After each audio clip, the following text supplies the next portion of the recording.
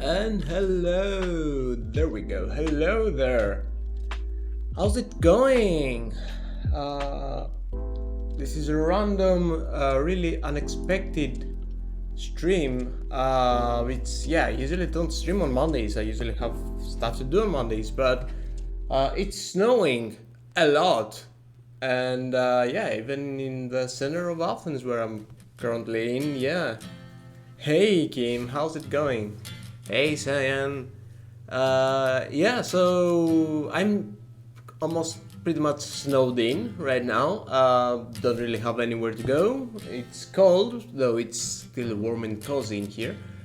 So I thought, what the heck. Either way, there's still I have some creative itches lately that I wanted to explore, and I thought it would be cool to do that on stream. So why not? So that's what we're gonna do. I'm gonna make more water. I've done that already. I mean, this is even the exact same scene that I did it in the previous older stream where I made the stylized water shader. But the thing is, I think I mentioned it before. I have a benchmark for the satisfaction of basically the feature parity of my shaders, and the benchmark is that if I grab that shader and put it in another project, I shouldn't want to change the code. Hey Sir Bunkins, welcome.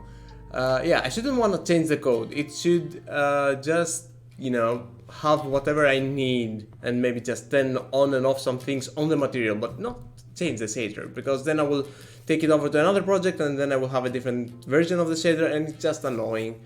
So I just want to make the one stylized water shader that would fit most of my needs and have a bunch of different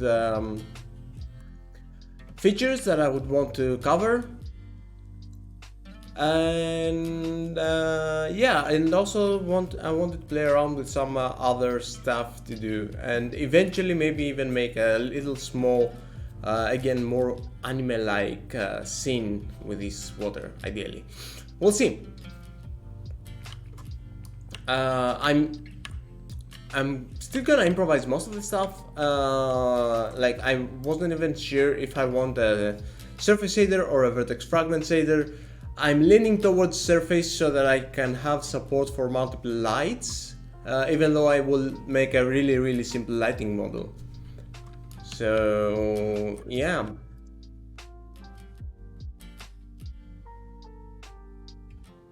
This is, I haven't even started with anything, so this is a clean shader. 1 second.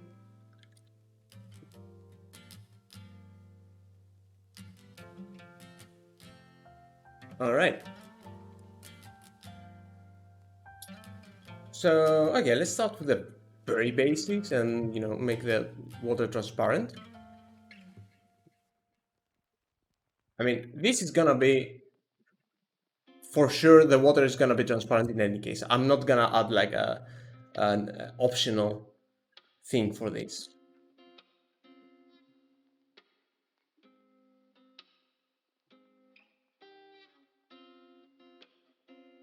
I have one concern with the fact that this is a surface shader, and that is about the fact that I probably cannot do custom shadow casting, which might be annoying, but we'll cross that bridge when we get there.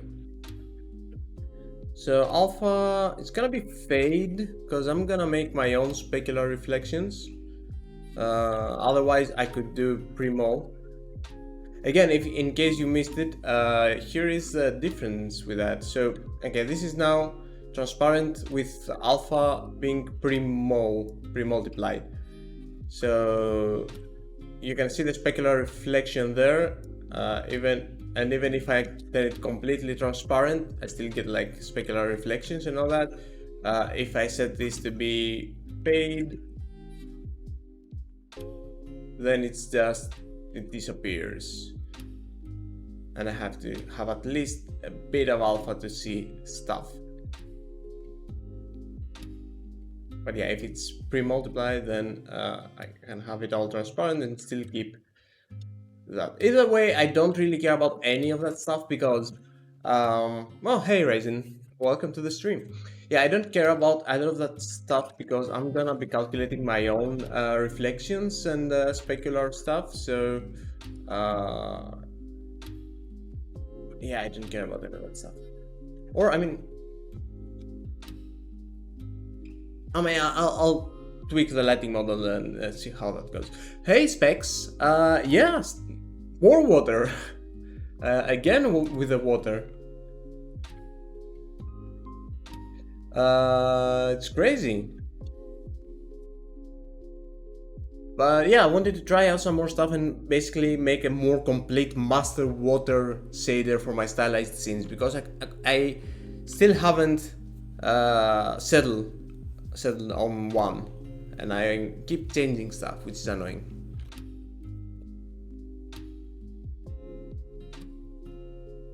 All right. Okay, I'm gonna start with the lighting model. You know, I'm just gonna start with the lighting model.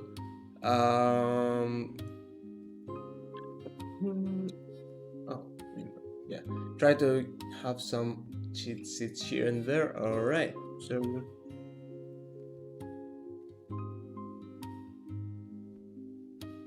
I mean, surface I put water. I'm gonna make a struct like that. Light direction. I'm gonna need the view direction. Gonna need some shadow attenuation. I mean, water doesn't really get shadows. You know what? Screw that. I'm not gonna get the attenuation.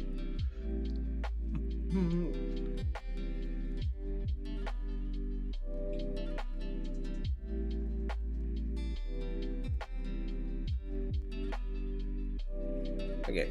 I'm gonna need some video, pre-illusion. Those are like the standard stuff.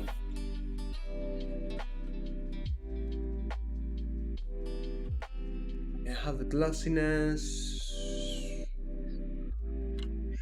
Yeah, I'm gonna need the alpha. No, I'm gonna need the alpha. No, it's all gonna be in the albedo and the emission. Gonna need some normals. Probably. And then we will add stuff as we're moving, so yeah. Okay, you know what? I guess. Won't need any metallic, because come on.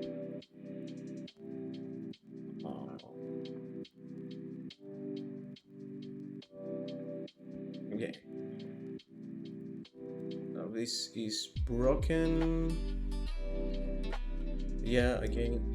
That's an easy fix.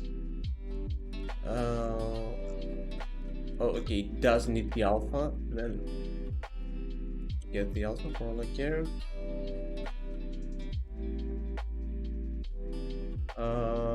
Yeah, and return color for now. Yeah, okay.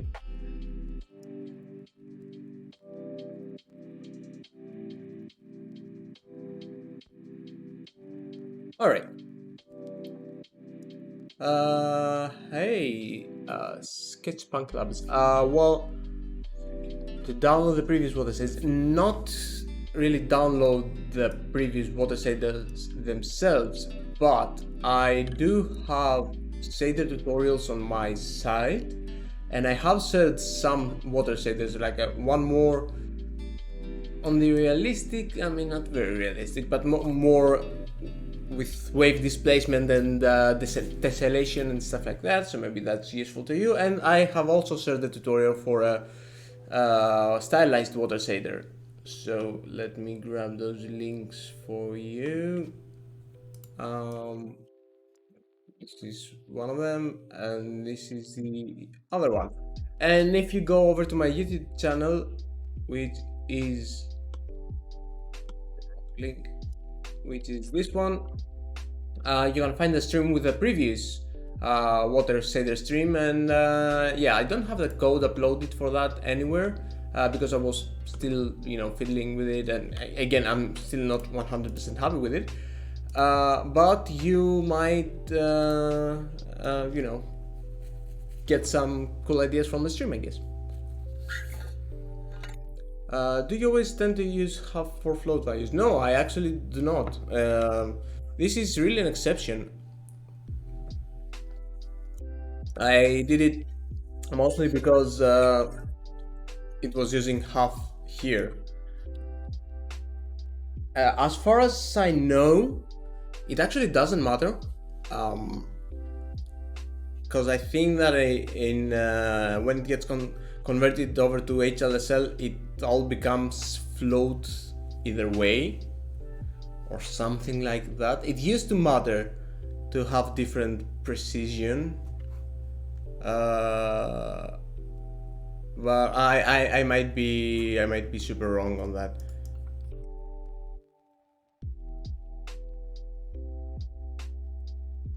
Yeah, okay, yeah, that's what I remember too, that it doesn't matter. I think that it used to matter, but maybe not anymore. Okay,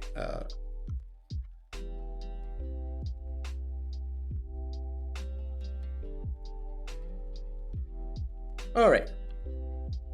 Let's see.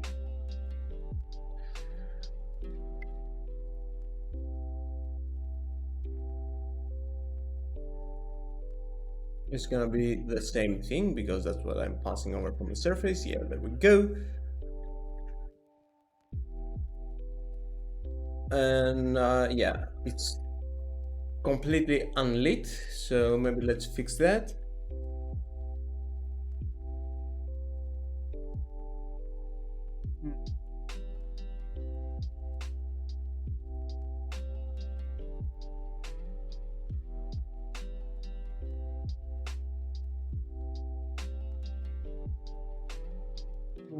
And normalize the light here.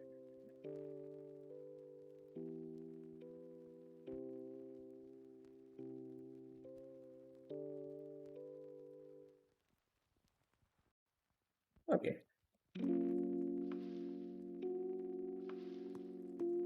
That's interesting. Oh, it still receives GI, which is cool. It's cool. If I don't want it, I can actually change that. I'm on the fence about it, but yeah.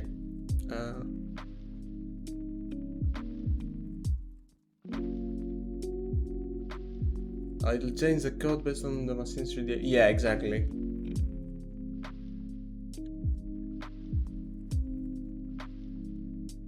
Many resources on custom lighting models. Oh, I actually have a tutorial of my own, which is basically goes through, how surface shaders work and how you can make custom lighting models and change stuff around.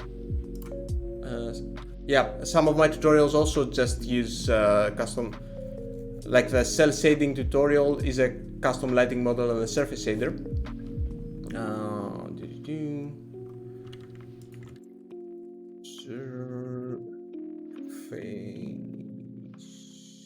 Yeah, there you go. This is the surface shader one. Also, I'm currently, like, my cheat sheet right now is Ronya's tutorials. I hope I didn't butcher their name, but yeah, which is what I currently have open right here because they have some more details in terms of lighting and some other cool stuff you can check with your lighting model. And yeah, lighting models are pretty cool, though something that I didn't know that I actually learned from this tutorial by Ronya, but is that surface, when you make a custom lighting model, you essentially block your objects that use that material from using the deferred shading pipeline, because yeah, it actually makes complete sense, because the lighting in deferred all happens in the last stage. So if you want custom lighting, then you're essentially saying, okay, you know what, this object is not going to be rendered in deferred, it's going to be rendered in forward because it's doing its own lighting thing. That's why you can't really have, in deferred, you can't really have one thing that's toon shaded and other things that are, you know, PBR shaded. So yeah, I usually use deferred by default. I do prefer it. In this case, I don't care because my water is gonna be transparent, and transparent things either way don't get rendered with deferred. So same thing. As Resin is saying, you can replace the deferred lighting model, so you can essentially change the lighting model for everything that is rendered with deferred shading. You can also have it, yeah. In vertex fragment shaders, you can have separate passes for deferred shading, so that you can essentially declare what kind of data you pass over to the G buffers. There's also some methods you can use in surface shaders to also modify. If you don't change the lighting model, you can also modify what ends up going over to your G buffers, even in a surface shader. It's the final G buffer something it's called. Wait, I think I have it somewhere just to show, because it's a cool thing that I didn't know. I have it on my little action adventure game, I believe. CS standard surface, yeah. So you can declare a method and you can assign it to the final G buffer. This is similar to when you're saying vertex colon vert, where you can say that, you know, use this method for the vertex method. So here I'm using the color function method as the final G buffer, which I'm actually not doing anything. I just kept it exactly for reference for when I want to see how to do that when I need to. But essentially, you know, you get in-out information for the G buffers, and you can modify them before they go over to the deferred shading stage, which is pretty cool. You can, you know, change the yeah, you can throw in random G buffer data if you want. Hey Shijima. Oh, also hey Mitch. Yeah, more water. Who knew? Yeah, hey Shijima. How long have I been doing this shader stuff? Oh, thanks for keeping up with the content. I've been sorry. Yeah, I've been dealing with shaders since early 2017, late 2016, something like that. And yeah, I've just been fumbling my way, trying to figure them out and then share whatever I find along the way.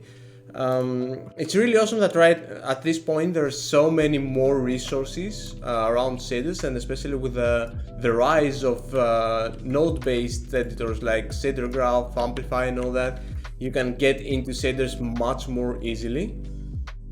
Because back in my day, we only had mostly had hand-coded shaders, and there weren't many resources, or especially not many in one place, and you had to, you know, search for specific things to find how to do this thing, and then try and find code snippets about it, and then try to figure out what those snippets did.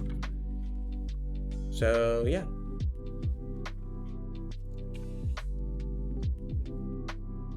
Alright, so I have my end.l here, that's cool. Let's get some specularity also. Okay. Directly getting the specular code from Ronya's tutorial because it's pretty, I think it's pretty close to what I want. So let's do.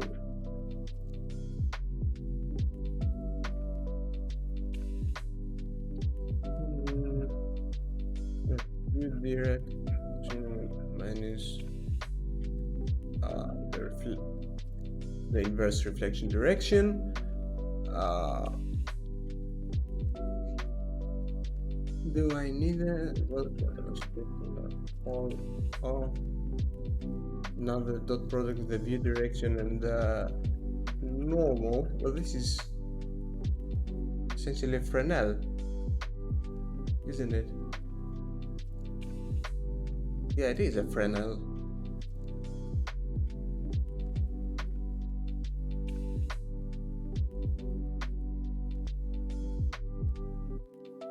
Okay, you know what?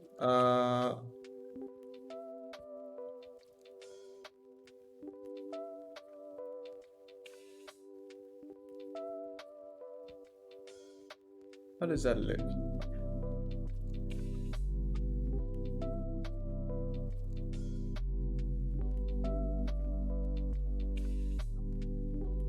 Great.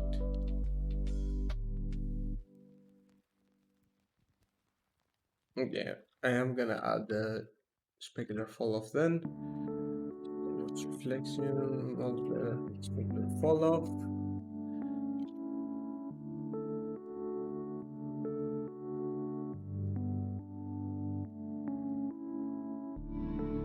Lack of transparency in deferred is something that can be worked around easily. Yeah, exactly. So one way to cheat transparency in any way is with it's called screen door transparency, which is using basically a dither pattern, usually screen space dither pattern, and you alpha clip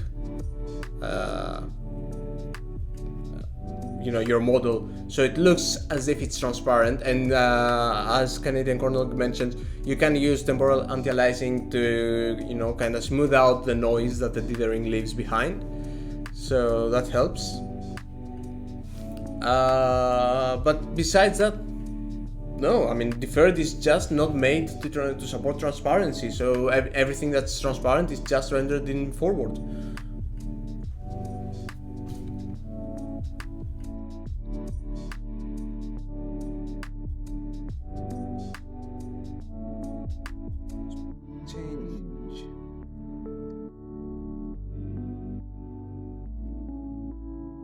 Okay, you know what? I'm just gonna do it like that. Just gonna paste the code as is and go from there. I don't need like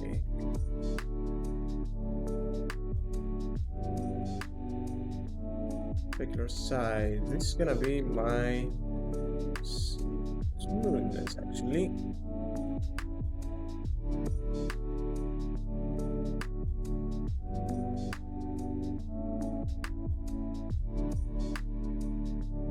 This is just not great.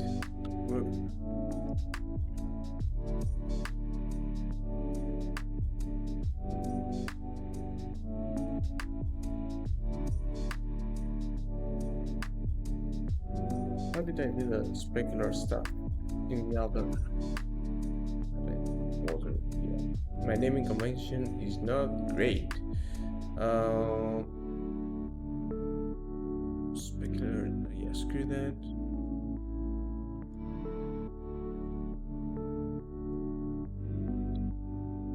Oh, I did it like that.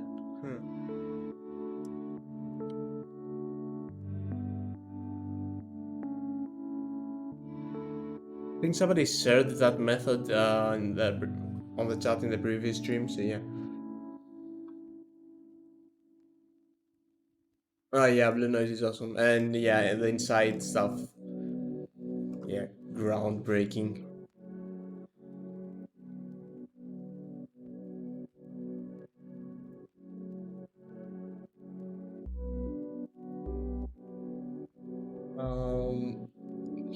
1 second.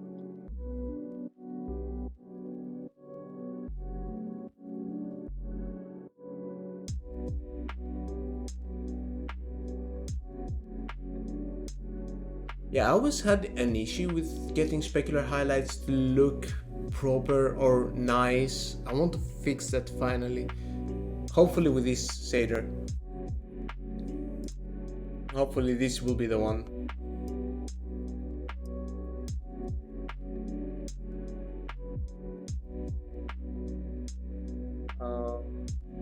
Okay.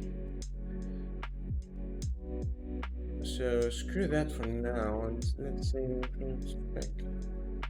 specular light direction, and yeah, take the normal, take the view direction, specular power. I'm not gonna do that. Screw that power thing.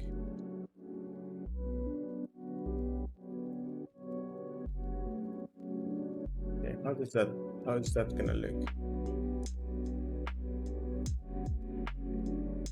That's just not helpful. They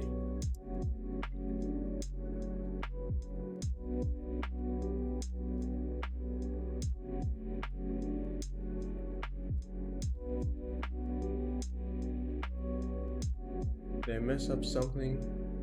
Idea, no redirection, specular power. Oh, I did mess up this. Well, hello, welcome to the stream.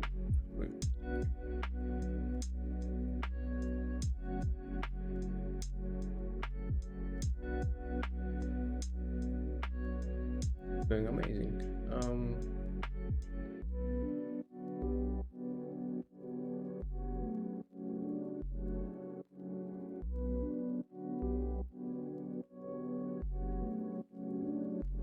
Wait, is it broken? Oh, so it's okay.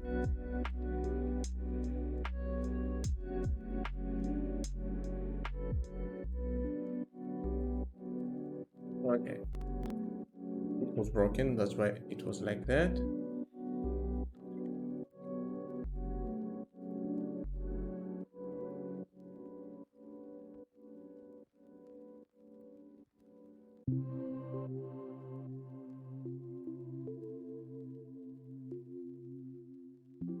What if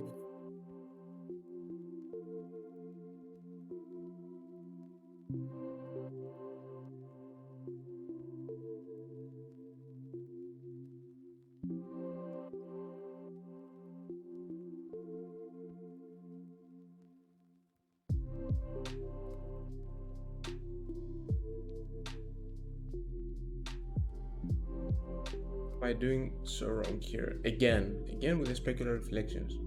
Like, should probably have gotten it by now.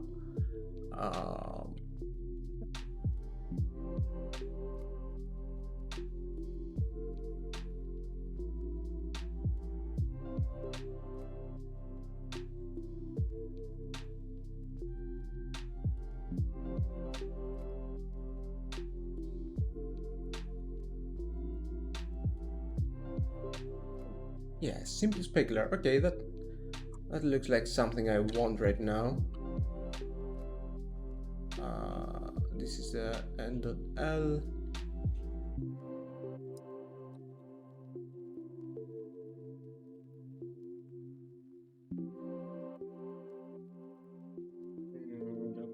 That.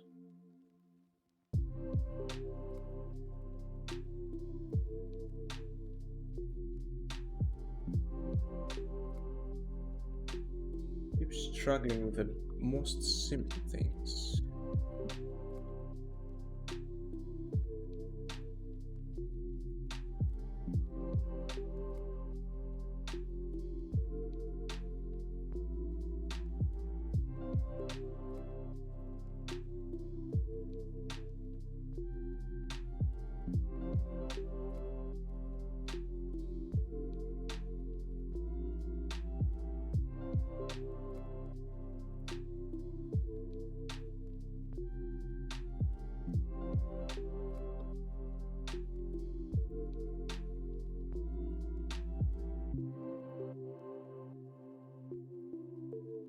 Is this the... Yeah, this should be the... Yeah, I mean, I'm not adding the...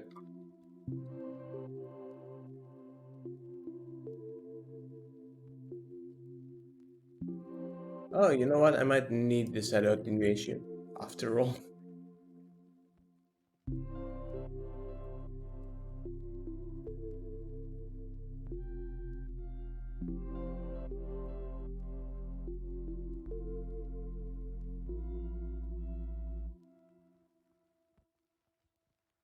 Okay, so this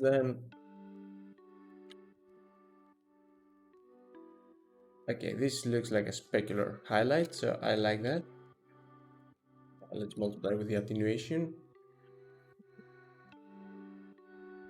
Okay, that's cool.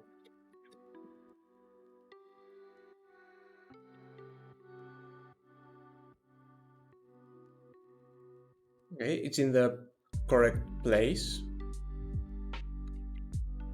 Why do I... Where do I get the albedo? Oh. Why do I get color?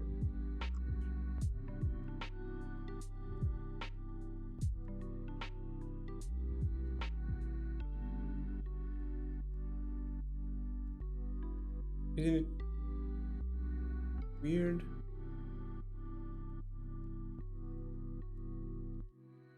Because of this?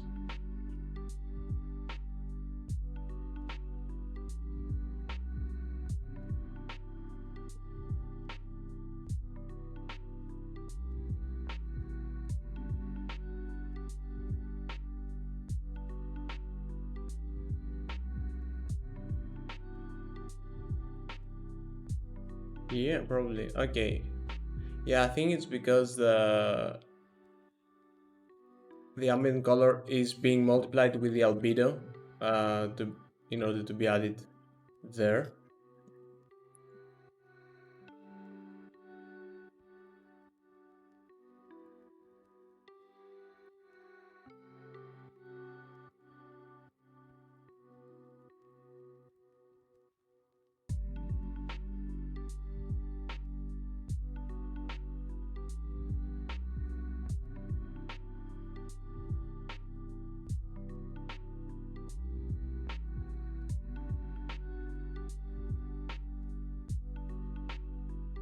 By light color.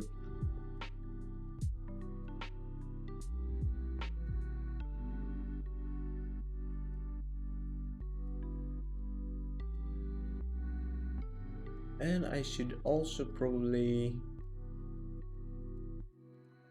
What is this?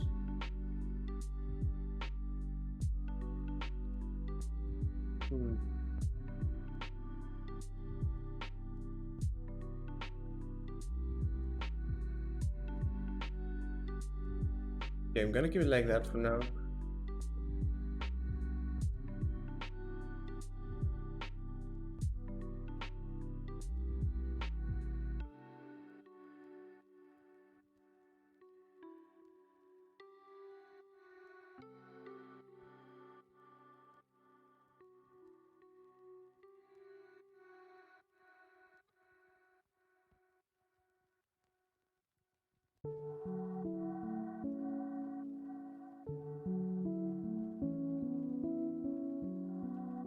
Or maybe just...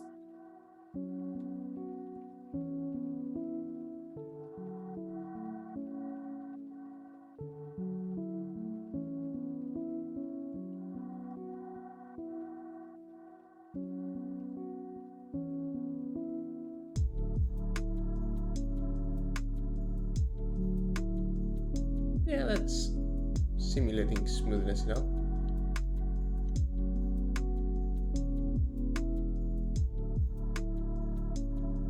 Yeah, the highlights are where they should be. So yeah, okay, I'm happy with this for now.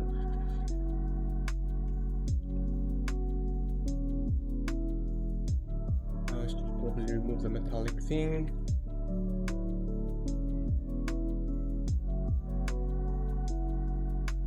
Awesome. Okay, so it does get rid of these. If I do keep it as pre-mode, could I still?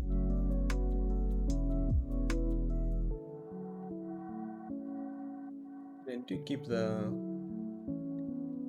You know what? It doesn't matter at all. Actually, doesn't matter at all because while our water is in the transparent queue and it's currently transparent and whatnot, I'm not actually gonna have proper transparency. I'm gonna yeah, I'm just gonna use a grab pass so I can also use refraction, although I think that I might wanna make this optional, so that might be the first thing that I do that is optional.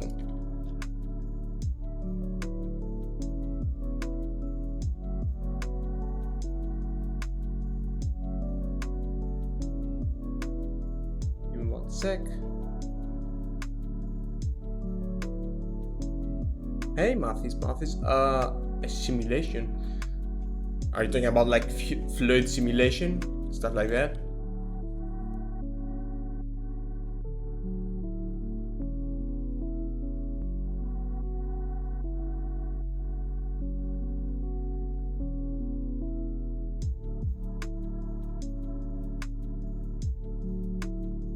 Yeah.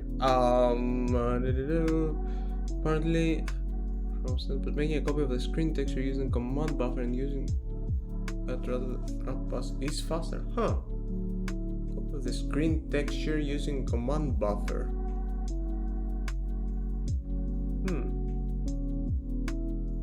So I would like to test that at some point because I do want to get into command buffers. I still haven't used them.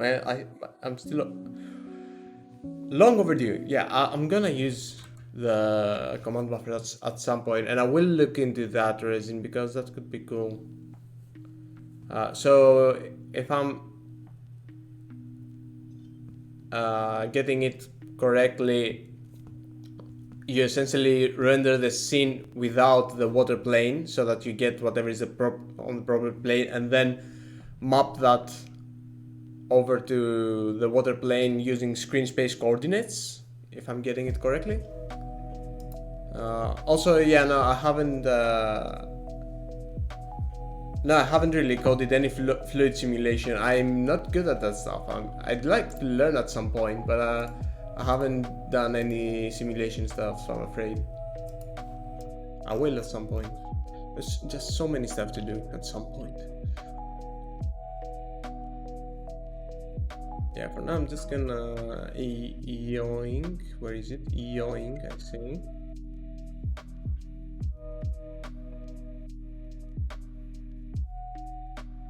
That should be before this.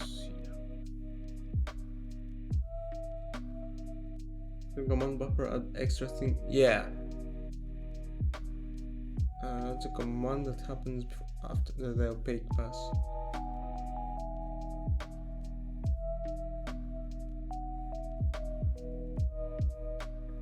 Yeah, command buffers are pretty awesome, but I haven't had a chance to look into them.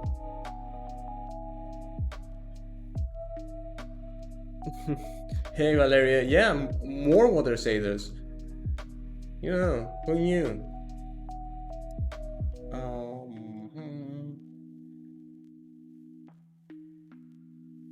Yeah, I'm just gonna do the whole copy paste thing for that stuff that I've already done a gazillion times. So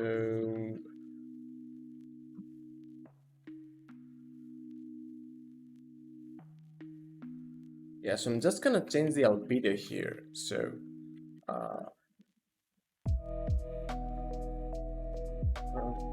it's gonna be the text to the project.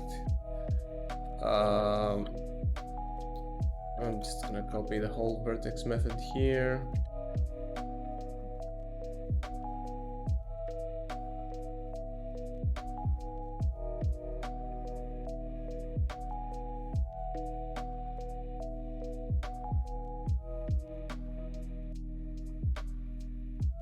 Oh yeah.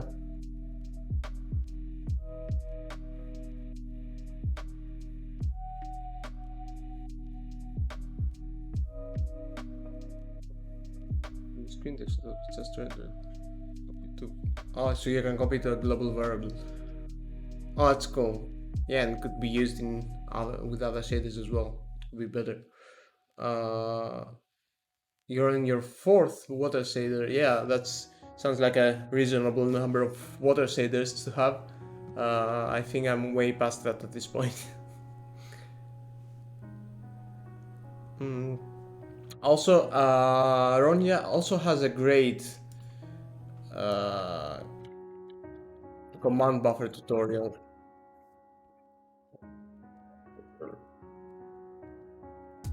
With object outlines, which is one of the most common use cases. It's probably what I'm gonna look into because I want to do some stuff with the command buffers for a client. It's more optimized to write shaders instead of graph. In most cases, yeah. I mean, it can be, in the sense that when you're writing code, you know, you're not abstracting a lot of stuff, and you're not reusing. You can reuse stuff, and you can organize the code better, and you have way more flexibility than you have with a graph, because the graph is gonna generate the code for you. So in that sense, it can be. It's gonna be either the same or slightly better, I believe. Obviously, you can make it worse than a graph, because you know you're writing the code. So if you want, you can make it worse, but you can write more optimized shaders than you can make with the graph, I believe. But still, like, the difference isn't like it's not like a deal breaker.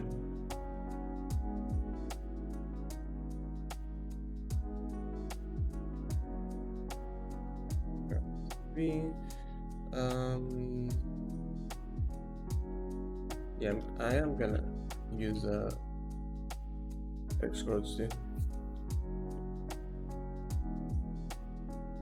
Yeah, Amplify has some really cool tools.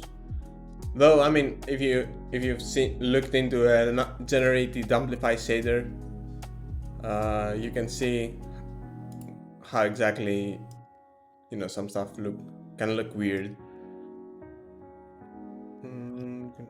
Check the exhibits.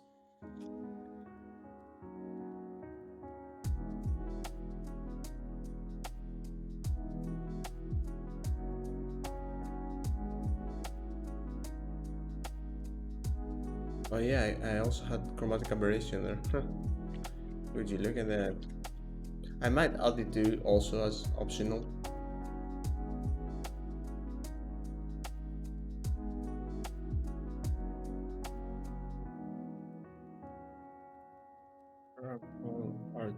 RGB with silver alpha, and that's gonna always be 1. Why? Too many texture interpolators. Oh my god, there's so many texture interpolators. Okay, there you go. Oh,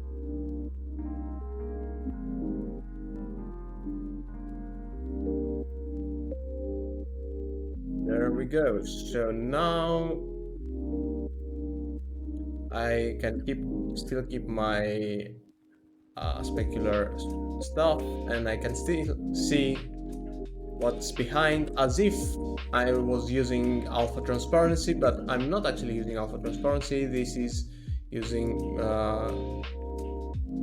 grab pass.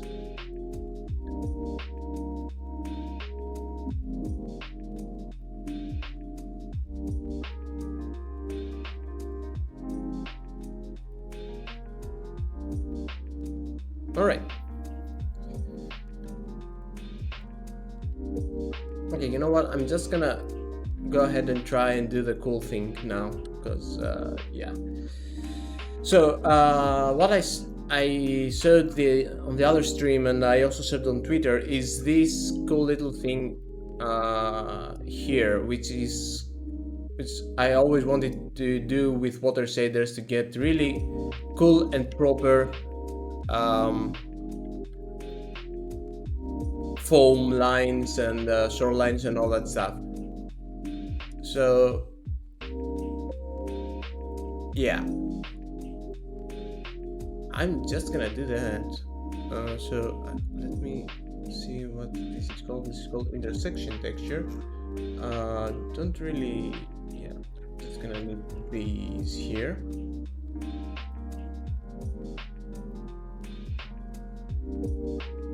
This is like a really simple script that I had made already, and I will show it to you. Just 1 second. Plane and this component is new. All right. So what this does is pretty simple.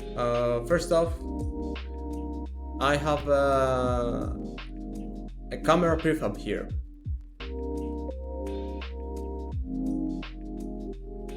This is an orthographic camera that's gonna look down on the water plane, and it's gonna sit right above the water plane and have like its clip plane just at the surface level of the water. And it's gonna run a little script which is using a replacement shader to make everything opaque black or white, I can't remember. White, I think it's white. And it's gonna run a jump flood algorithm so that it can make an SDF of everything that's intersecting. So if this goes well, and whoa, okay, yeah, I have it here.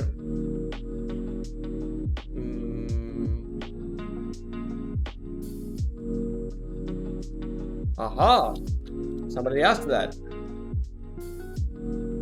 Yeah, this is the built-in render pipeline.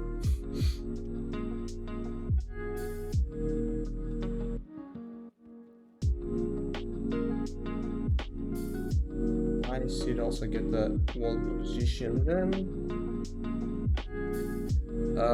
This little code I copied was just so that I can sample the texture, the intersection texture with a SDF. So it's just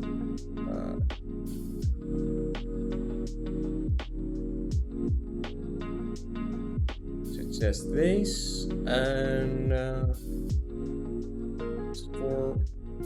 just fixed.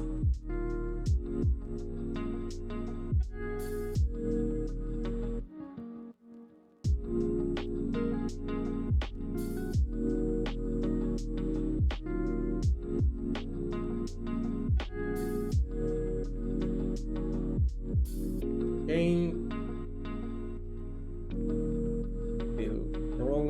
Alright, so then I can just go ahead and instead use this for the albedo.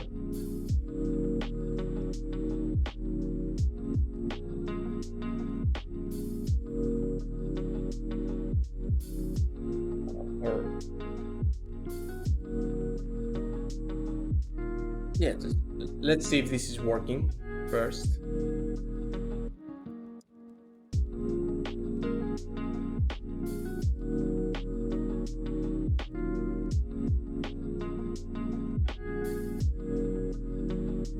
It's not working. Let's see why. What is this saying?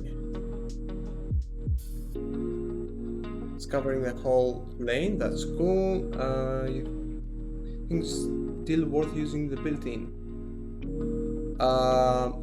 Well, personally, yeah, I do still think that it's worth using the built-in. The URP, okay, I haven't profiled it. I don't know. URP is probably better for low-end devices, but for me, it's still not feature complete compared to the built-in pipeline. It's still lacking lots of stuff, and that's kind of bad, you know.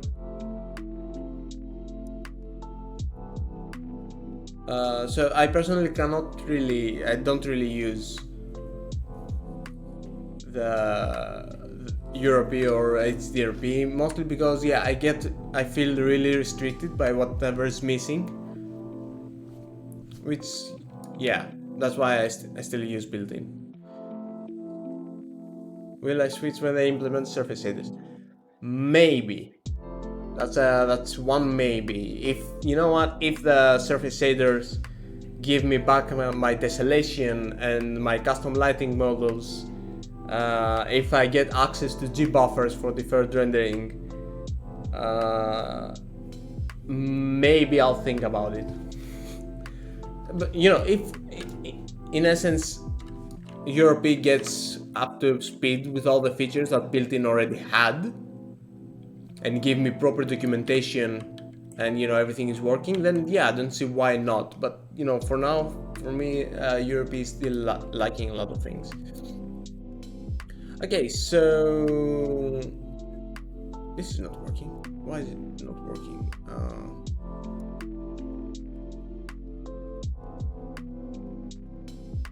Okay, now this is seeing something.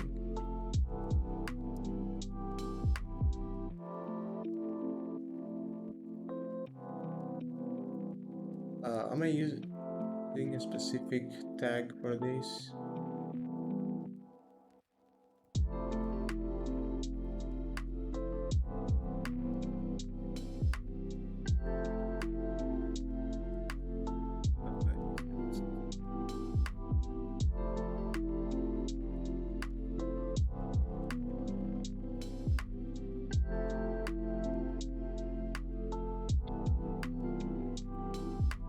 So this is, yeah, this is seeing everything properly. So this texture is actually being generated properly like that, but I have some issues. So yeah, why do you need shader model 5? Are you using command buffers? No, but it was nagging me about too many interpolators, and one way to set it up was that.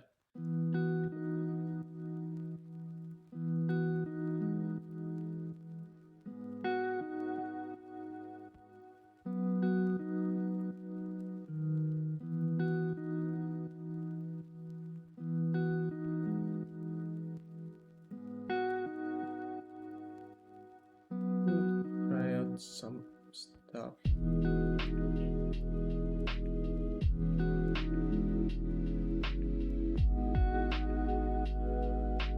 Okay, yeah, this won't work. Oh my god, they're static.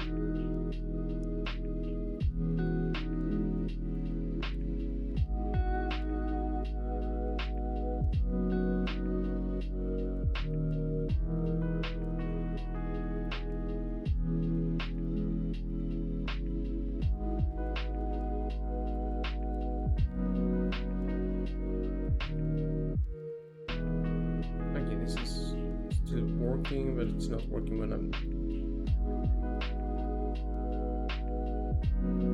rendering the plane as well, which is... Let me check the replacement shader again. You know what, I'm just gonna not render anything transparent.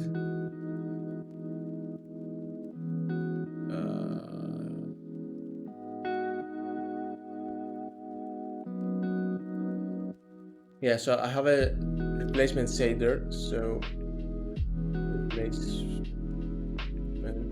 model intersection replacement shader. So yeah, if anything is transparent, just color mask, you know, do not even like render.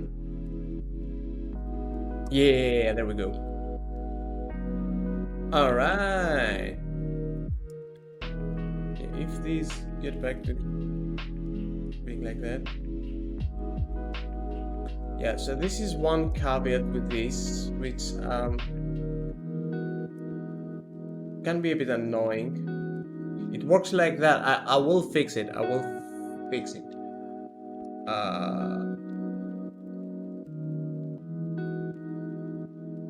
Also, it's weird that it's not taking the terrain into account.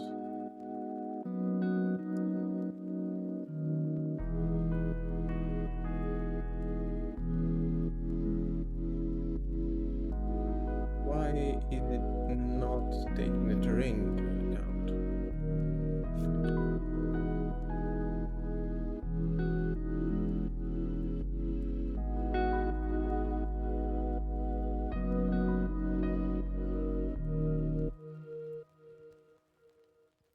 Is it a material thing?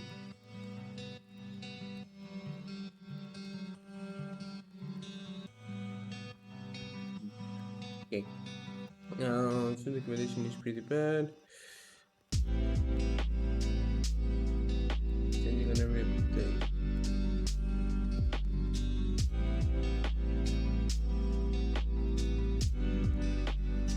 The reflection probes running the depth normals. Wow, okay. Yeah.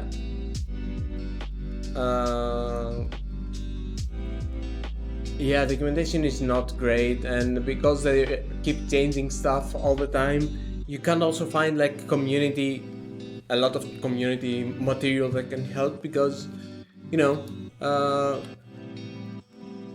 videos can be about like a previous version of shader graph or Europe or whatever, so you end up not being up to date, and yeah, it's harder finding material like that, which is annoying.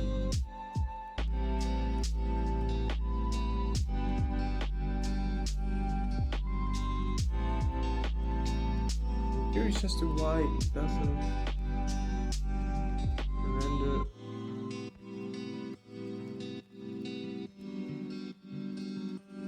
the shoreline.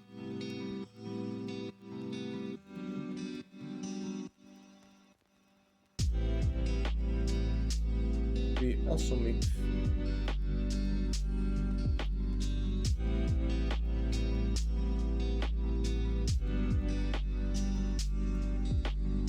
if I did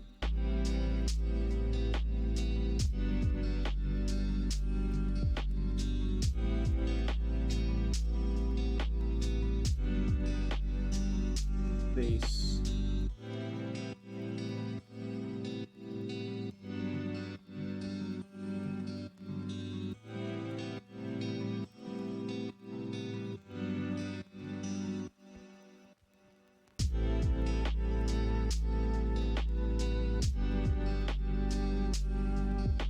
confused.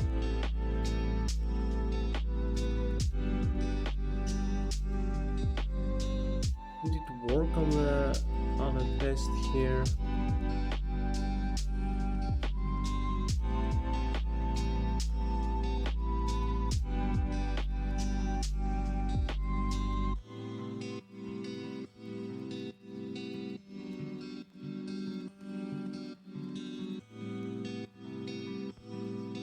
Oh, wait. Oh, that's right.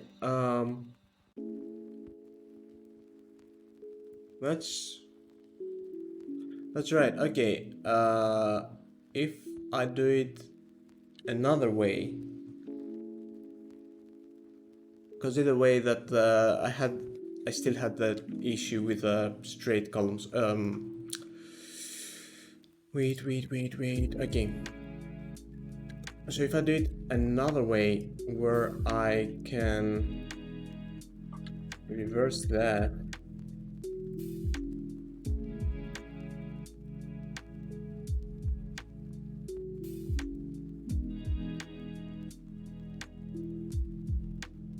Okay, what are you seeing now?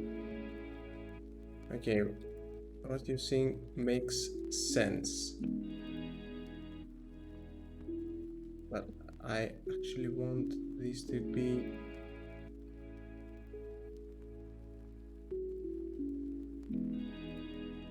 like this. All right.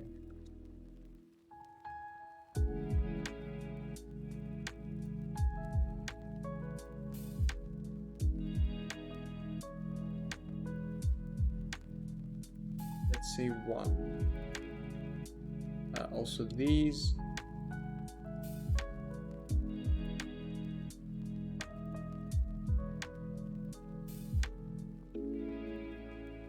Okay.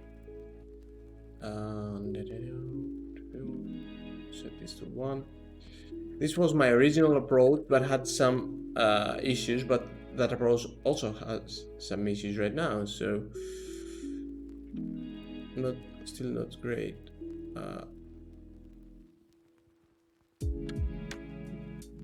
You know what? These shouldn't be static. First off.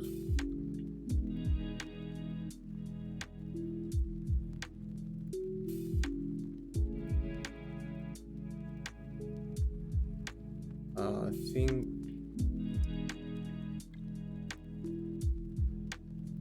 I did more.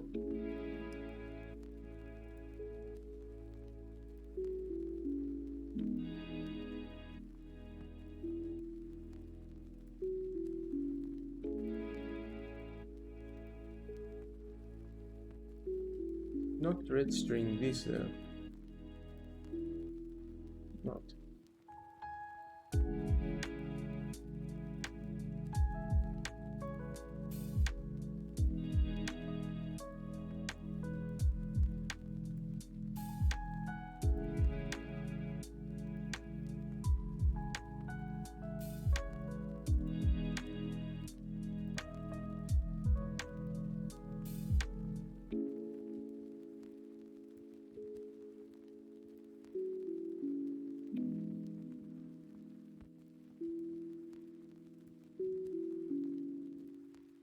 I think those might have to do with the render texture resolution.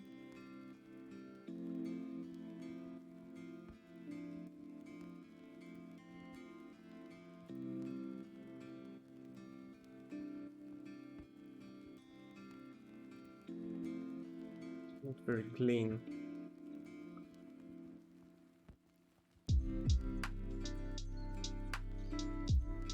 Try getting this up a bit.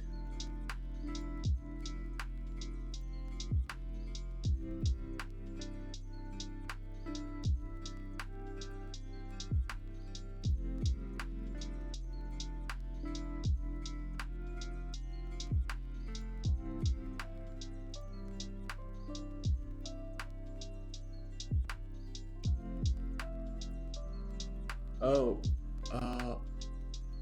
I think I know what the issue with this is. I had that before, so I actually don't need like a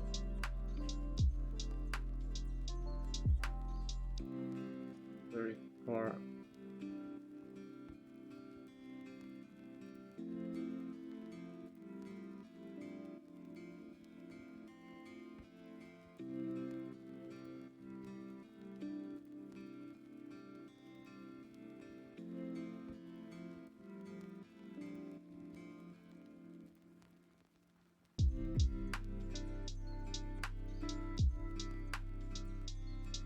Not even getting registered here.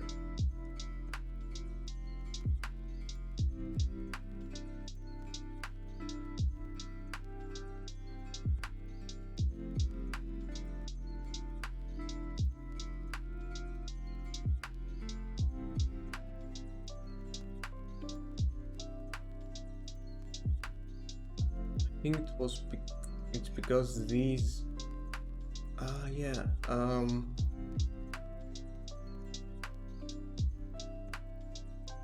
I think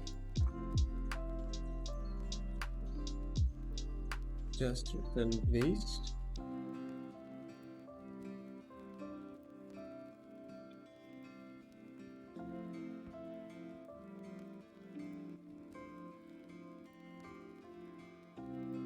Or this.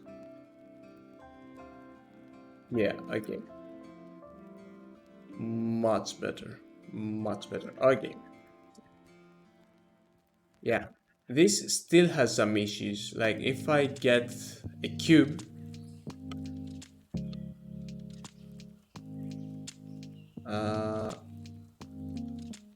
about here, and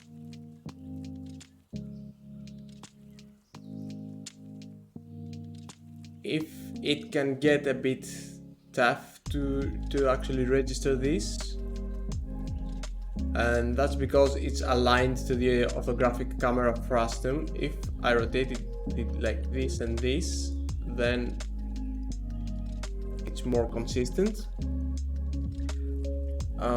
Generally need to put the camera super close to the water plane. Work better with the camera far enough to see the whole mess. Well, I'm doing it like that so that it works well with non-convex shapes. Because if I now drop like a weird, this is the one I used before. So this is a non-convex shape, right? Like if I rotate it like this, and you view it from the top, there's this, the middle part is extending outwards from the lower part. But if I, let it go in there, you will see that it only intersects around this. So that's why I have the camera super close, because if I had it far away, then it would also grab the outer edges of the mesh and not the exact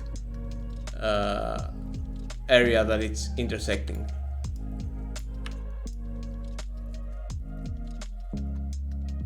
So yeah, obviously there are plenty of stuff to iron out with this, but hey, we have intersections. You know what? I like this cube. It's gonna stay there. So I'm just gonna go ahead and try. Oh wow, okay. Streaming doesn't like my compute shader stuff, but it's okay because now that it's working, I don't need this to be 1024. It can be 256, and stream is okay with this. Aren't you, stream? Yeah, you are. But it does lose some accuracy apparently with the 256, right? Because before, if I set this up to 1024, yeah, it can find this. Okay, if it's 2048, even better. Much more expensive though. The cool thing is, okay, bear with me for a little bit.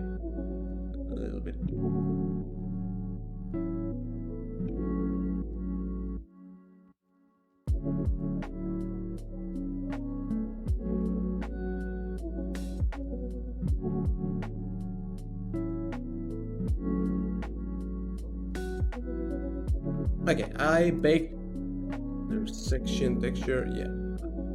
I have baked this out. So here it is. So I can just go ahead and use it without having to calculate this. So I can actually even remove this and not have the extra camera at all. So yeah, I clipped the alpha by the water plane height. Oh yeah, actually this is probably the best way to do it, and that would also get rid of the issues that I had using the height of the water plane. And you can, even if you have like multiple levels of water, then if you have some sort of height map of the water, and then you can also use that in the replacement shader to clip everything to the surface level, and you'll be golden with that.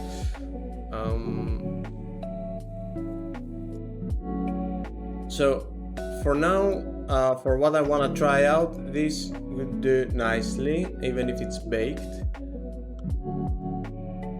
So it turns out I am gonna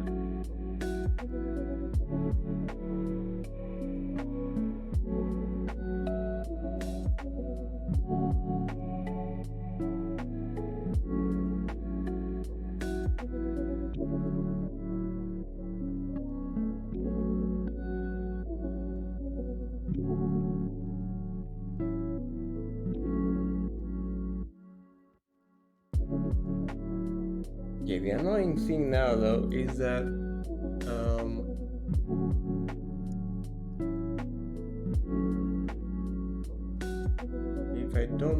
if I just want this, okay, I'm gonna add some properties here.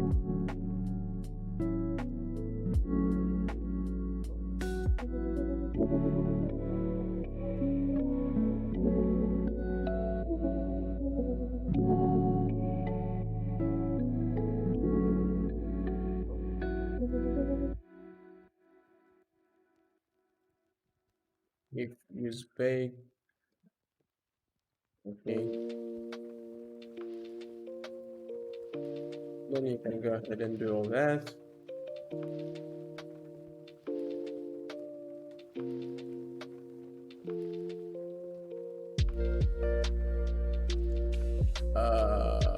Okay.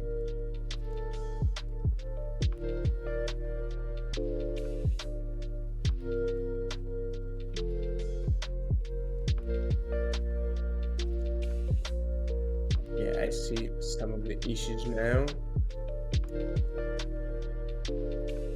Okay, Omnisort, okay, it doesn't want to start up, so let me try that again.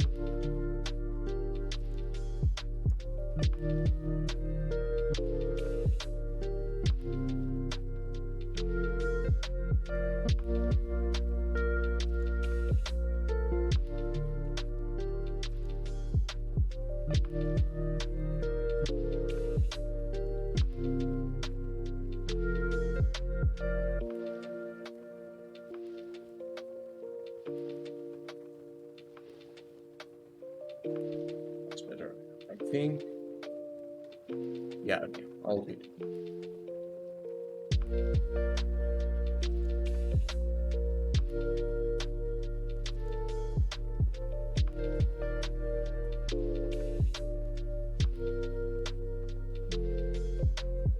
So okay, the Y actually doesn't matter. So since I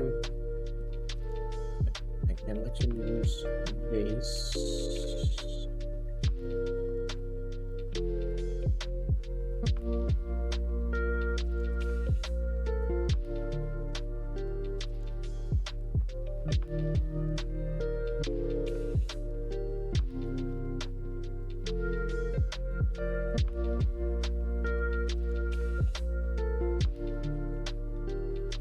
Right, so if it's baked,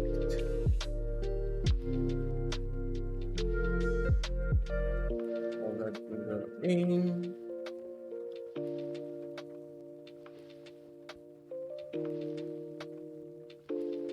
Texture only in this case. Or I mean, you know, just do this.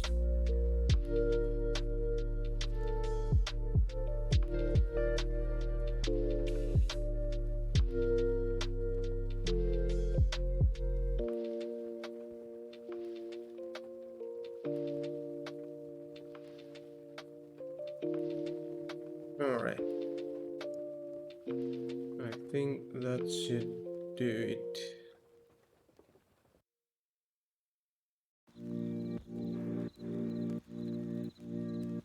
Oh, I also put that in the wrong. Yeah, but it still does. Okay. Author size.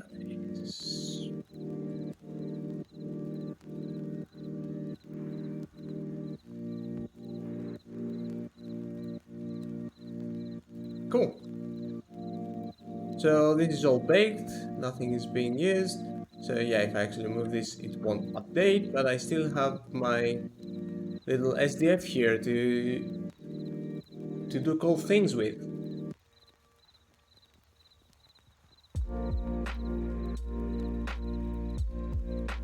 So that's what I'm gonna do.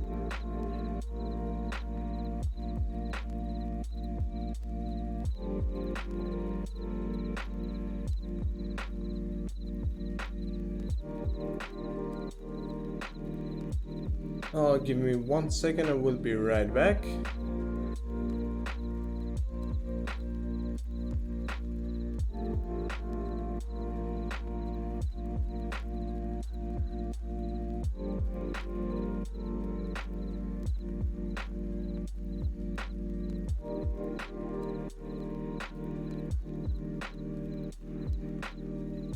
And I'm back.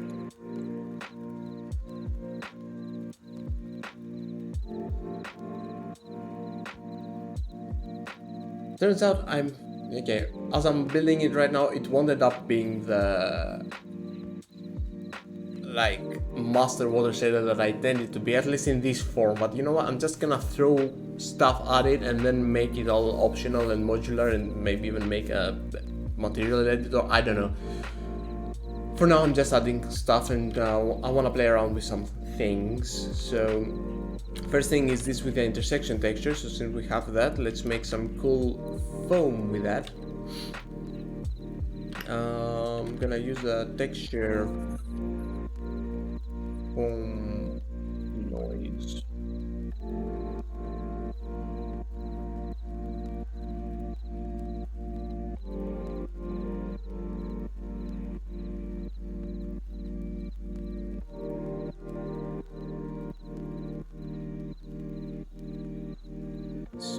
Up here, and all the intersection stuff and foam stuff, let's keep it here.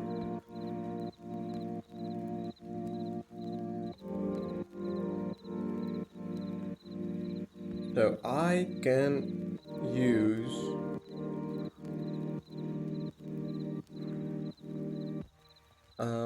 some stepping here with the intersection as the threshold of the noise texture. So foam noise within, that's why I have a texture code.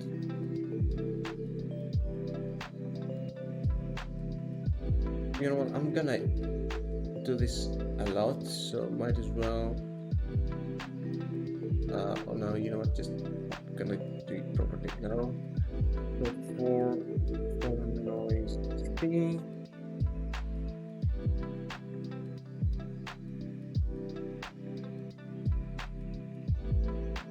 that's standard white. Just use the W. And obviously nothing's gonna show because we're not doing anything with this. So let's output this. Oh, yeah. Right. Oh, I do have a foam noise apparently.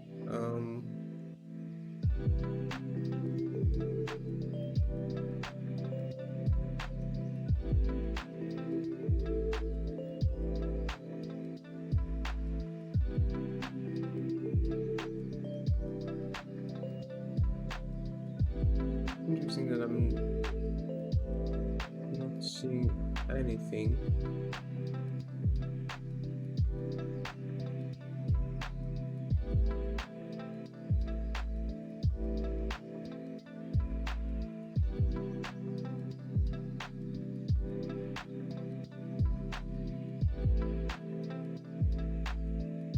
Do I have some? Yeah, okay, I have that. I do have.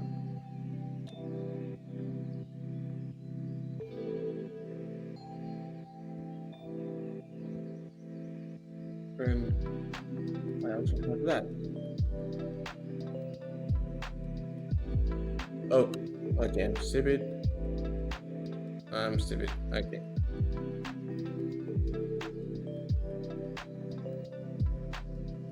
I'm just gonna have to keep it playing all the time. because it needs, yeah, there we go, it needs to update the properties of for sampling the intersection texture. Okay, this is looking good. Can go ahead and try more noises.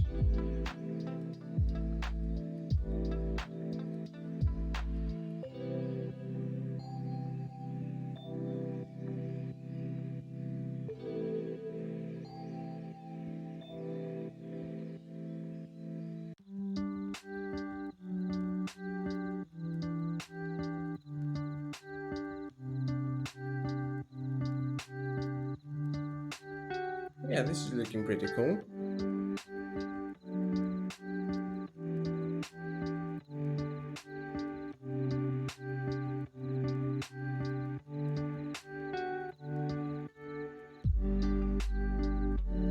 And the cool thing is that we can chill with the intersection texture gradient a little bit, and maybe do something like that, or the other way around.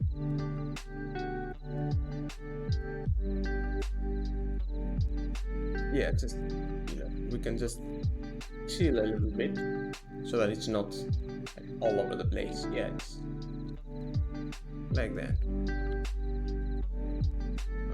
Trying out some different noises.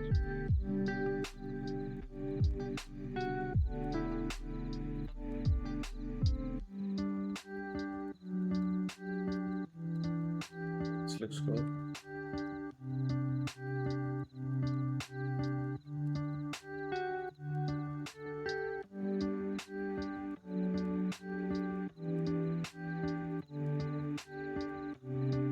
It's nice and watery.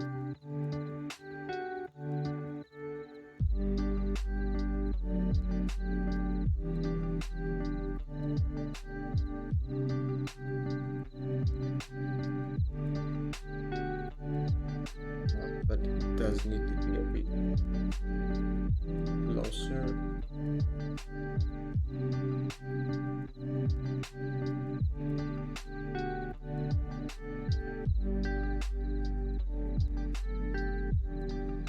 Yeah, alright. Or for some motion, we can also do the other thing that I like to do with foam, which is this one. Okay, let's return the intersection.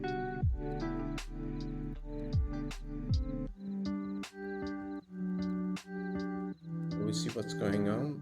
All right.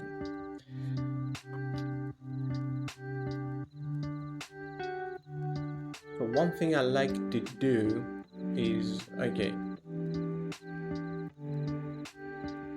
let's inverse that.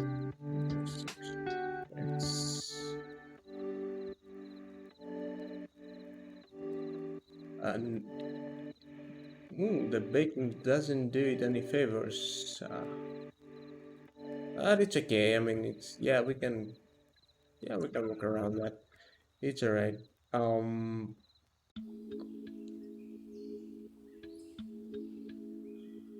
can go ahead and get a sine wave out of this.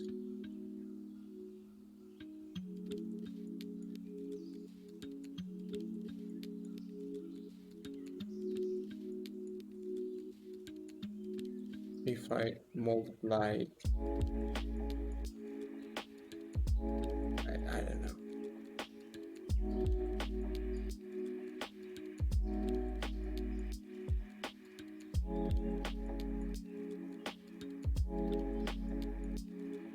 It's doing this annoying thing where it fills the whole thing, but we can mitigate that if, well, first off, let's remap this. And also multiply it with the original thing.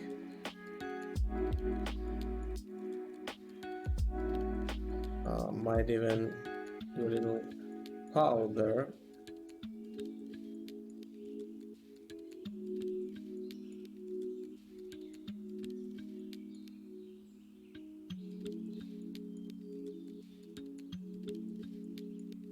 that's too much.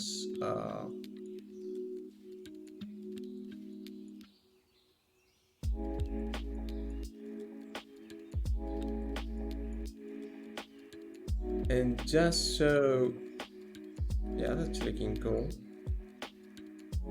And just so we can avoid having like areas where we have complete darkness here, we can again add a little bit of this back. Doing all sorts of magic numbers here. I might expose some of that stuff.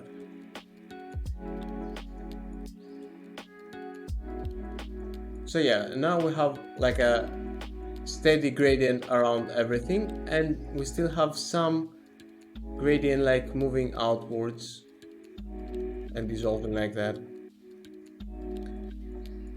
And I mean, to be honest, maybe I didn't even really need to invert or any of that. Unless I do it like this. Like this. There's a look.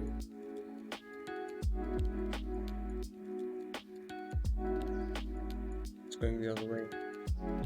No, you know what? Let's keep it like that. It's fine.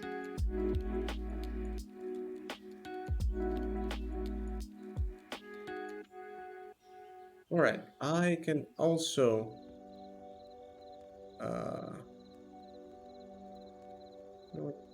make it a bit wider and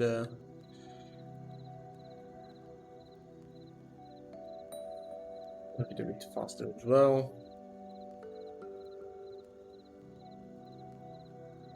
We have more waves.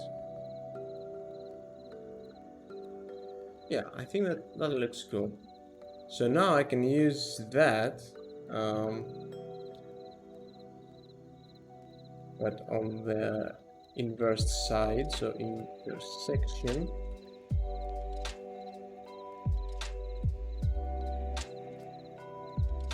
And get this.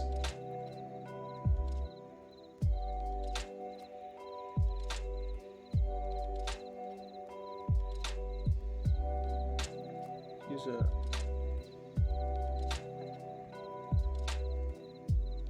oh, this looks cool. Yeah, I think I'm gonna go with this.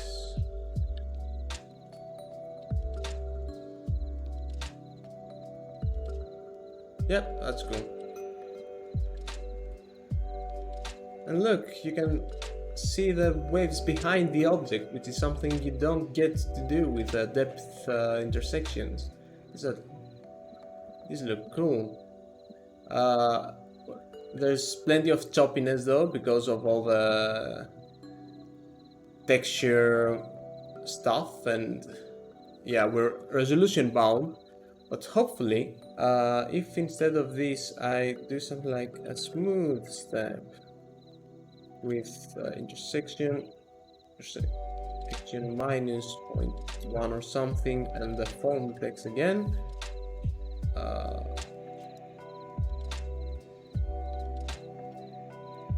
Well, it doesn't look a lot better, to be honest.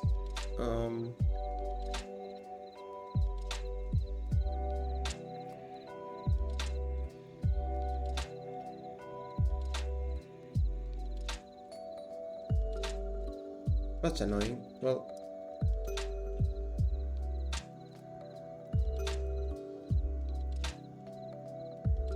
if I try and do it real time.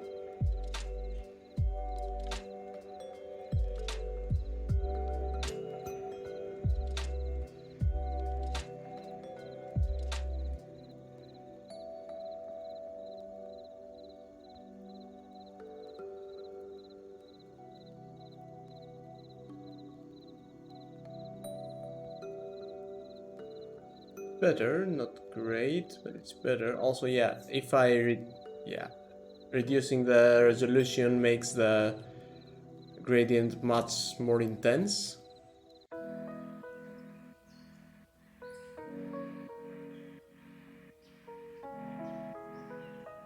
I think that getting that over to be like this should help. Nope, the other way around.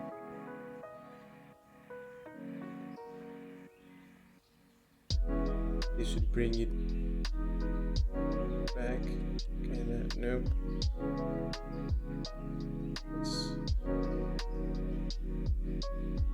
That's just annoying then.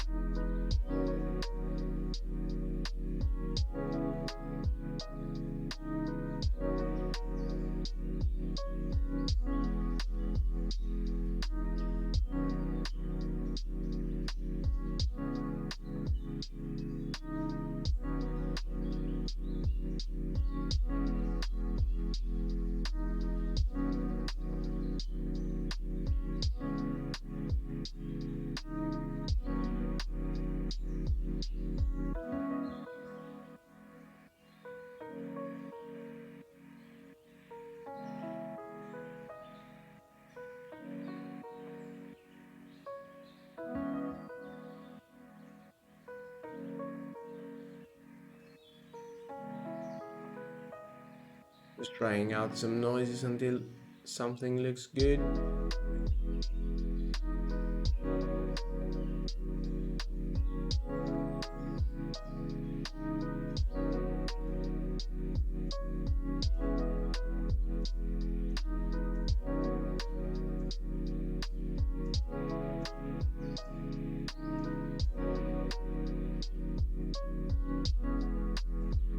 It's like it's inversed.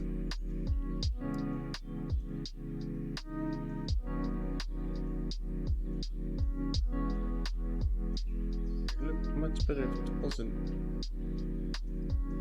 Yeah, it feels like it's inversed.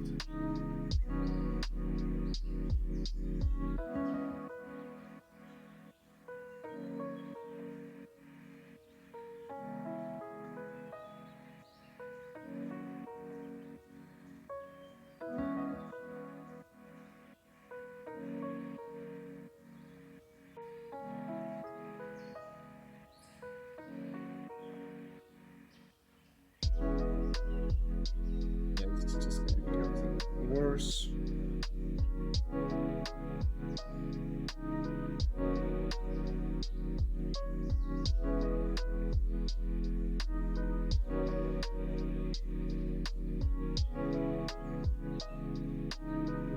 Like that.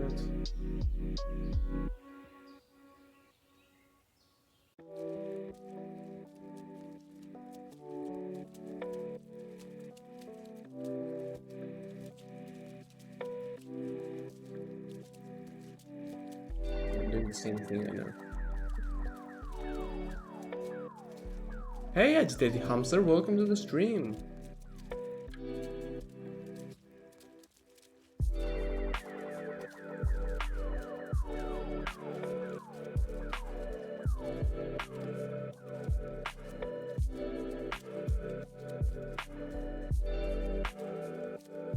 At least this is dynamic.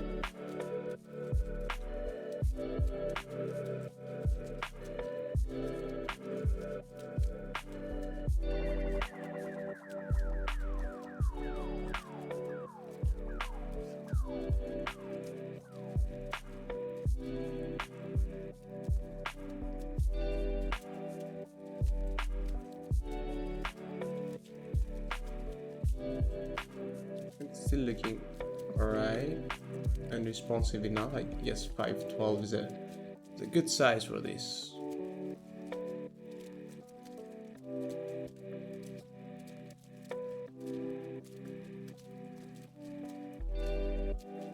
You know what? I won't do double powers here. I'll just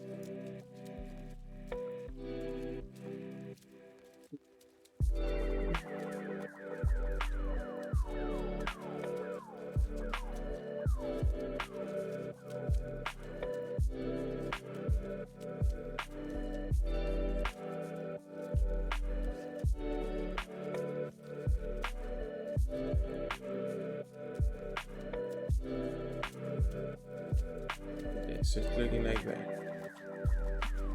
Yes, 100%.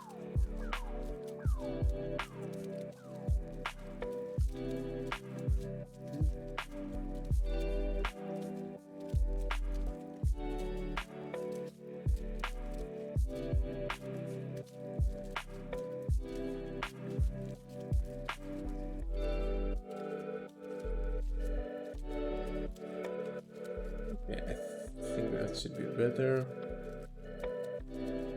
I should have... Yeah, okay. Yeah, okay, that looks better. I should do some kind of compensation depending on the size of texture I'm using, probably.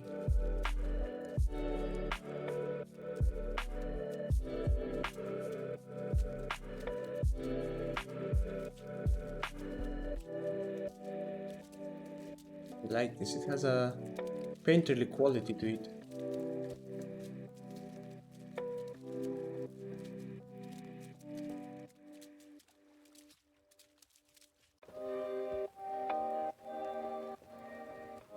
Yeah, I'm keeping that.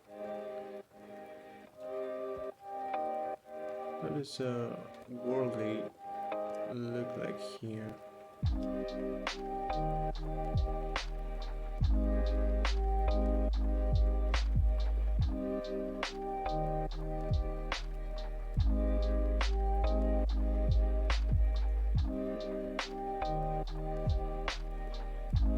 This one is bad.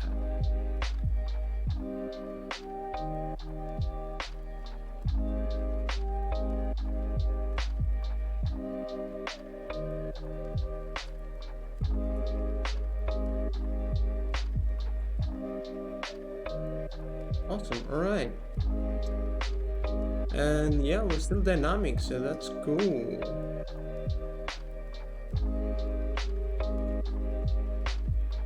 Alright, yeah, this is what I wanted with this system. This is living up to the hype for me. A bunch of magic numbers here, but I'm just gonna stylize this and then try to find a way to make it more modular, more, you know, proper. So for now, let's not foam color. Make it an SDR. Why not? I'm curious if I do some more pow to this. Will it get more? But drastically more. But maybe 0.8.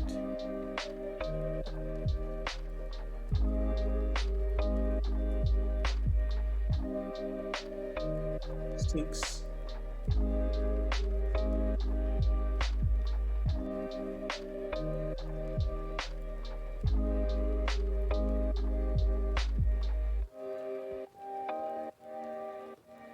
Okay, whatever, I'm fine with this. So, alright.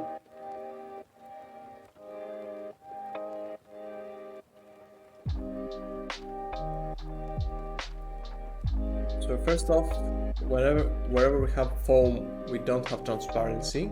So might as well do this.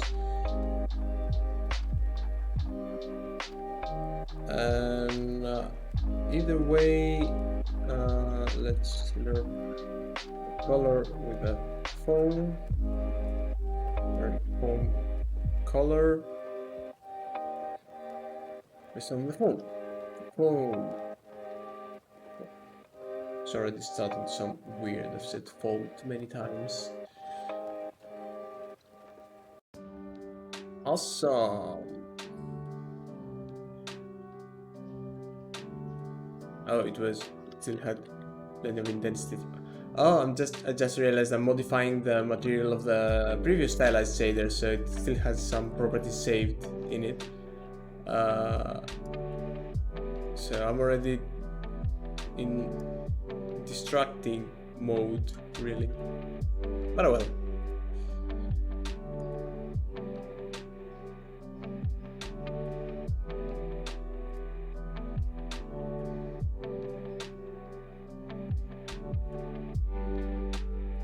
Okay, this is looking good.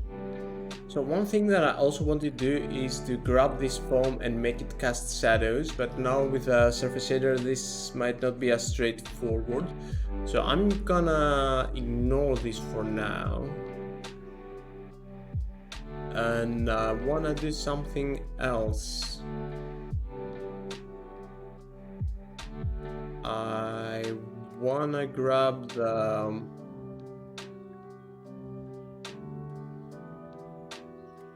I wanna add some distortion to the refraction, but not just from like a normal map. I wanna do something else. Let's say this. So one of the other experiments that I wanted to integrate here was some ripple stuff. Yeah.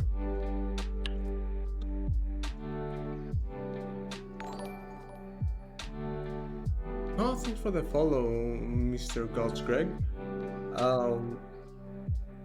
Yeah, so this is also something I saw the other day. Similar setup, another camera orthographic from the top, seeing just the particles and generating a normal map that can be used on the shader. So yeah, pretty standard setup, and I think it's just the one, yeah, just one script.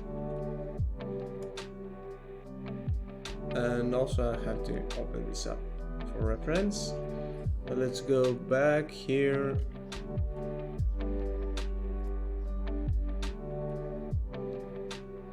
And add another one of these.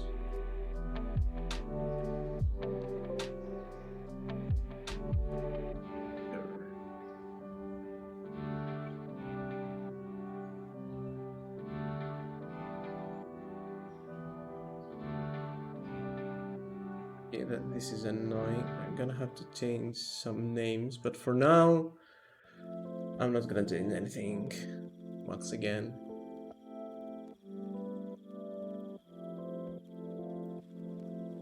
So I'm gonna have to use this little method here.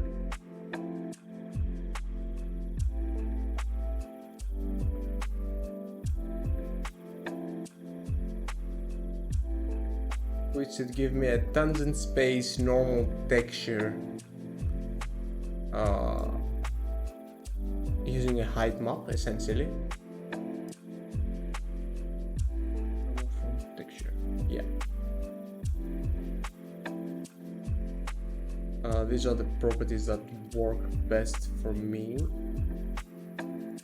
So let's use these and these. Okay, so this is for the intersection, this is for the foam. This will be for the grab pass / refraction stuff.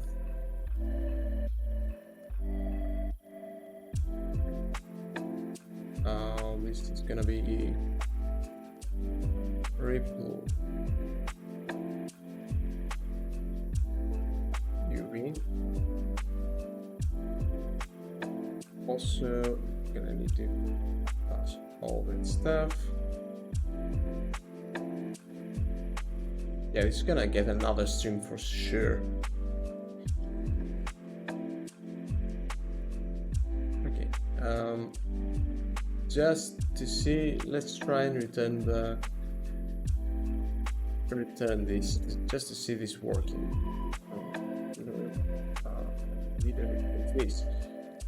Either way, I'm not gonna be able to see anything right now because I don't have the particles, so I'm gonna bring those here as well.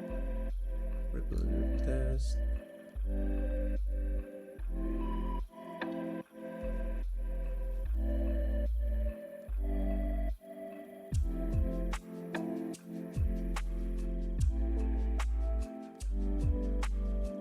There we go.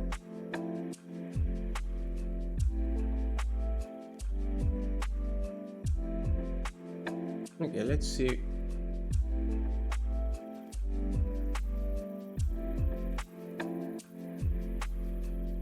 Seeing anything at all? The ripple camp is not. Let's put a far away, but yeah, that's very far away.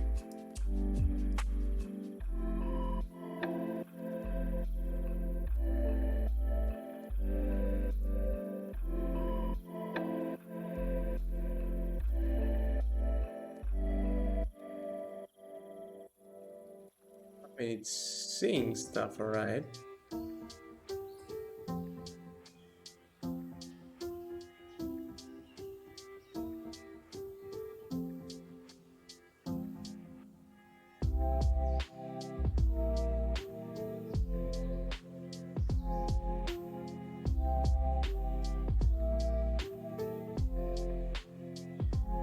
Weird.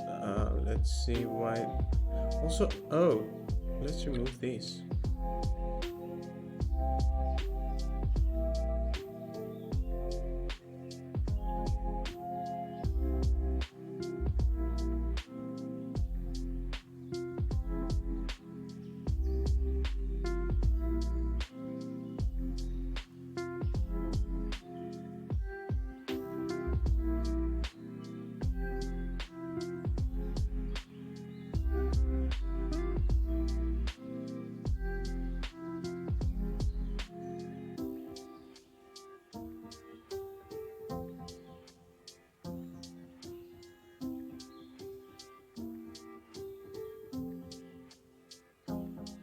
This is annoying. Wait, am I using... might not be sampling something properly.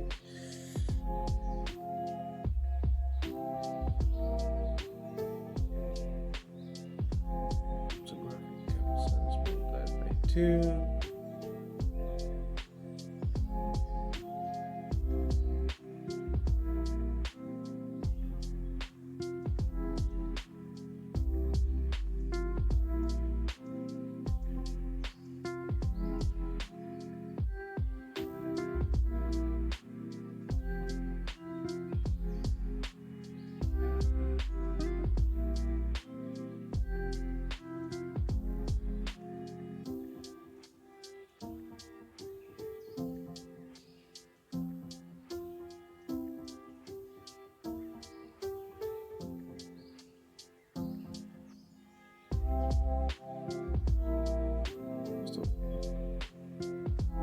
We need to clear things.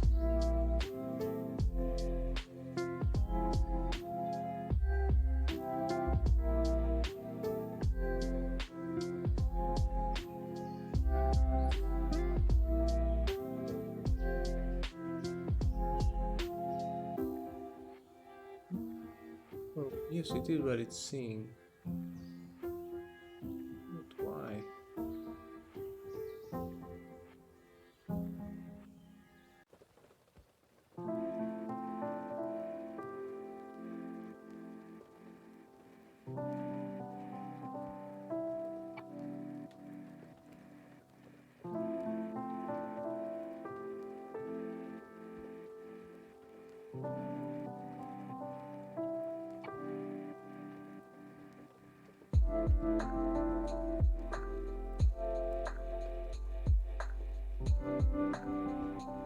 It shouldn't look like that.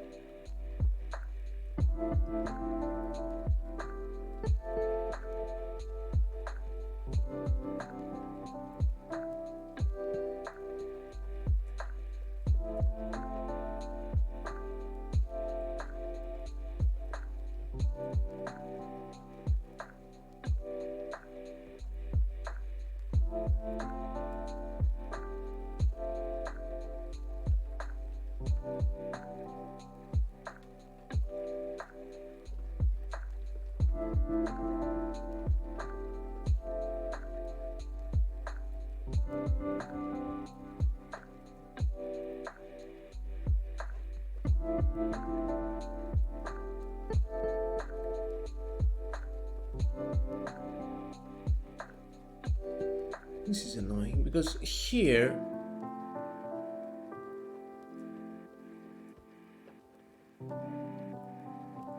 oh wait, wait, something is up.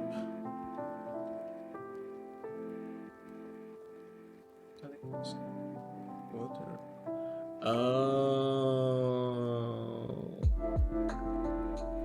right. Yeah, okay. I made a mistake with my setup, so this shouldn't be on the water layer. This should be on the default layer. This should be on the water layer. So now,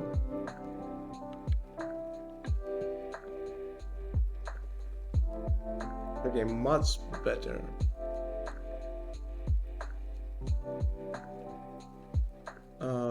They're not very visible, and that's due to the resolution probably, but they are there, and that's what counts.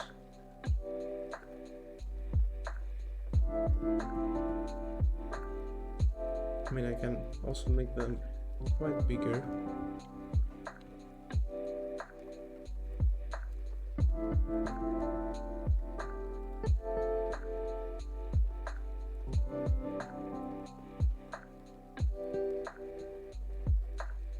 That should help a little bit.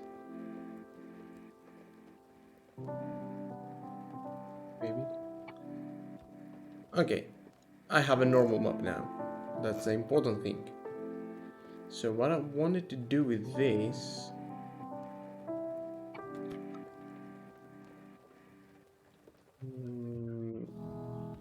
is use it to displace the grab call, just so that I have some refraction going.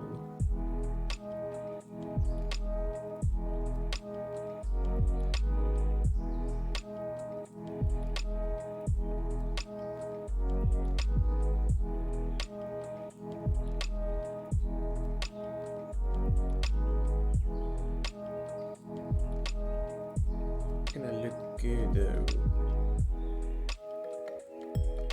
Let's try.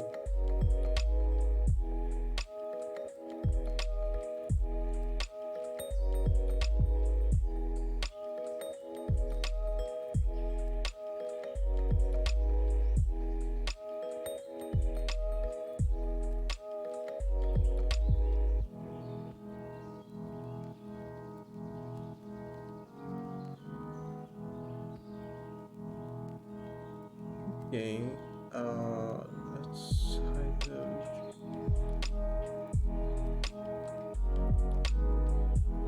There is some refraction going, though there's also whatever the frick this is.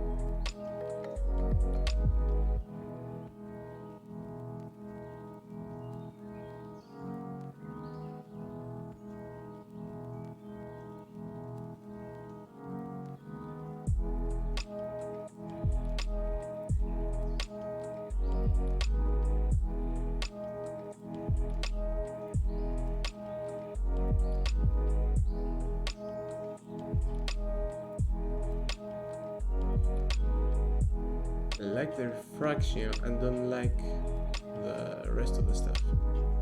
Oh, also this should not render water.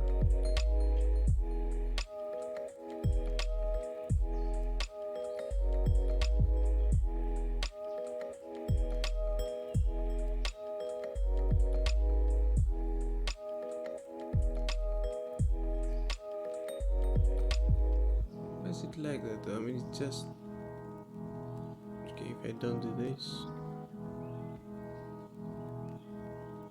You better...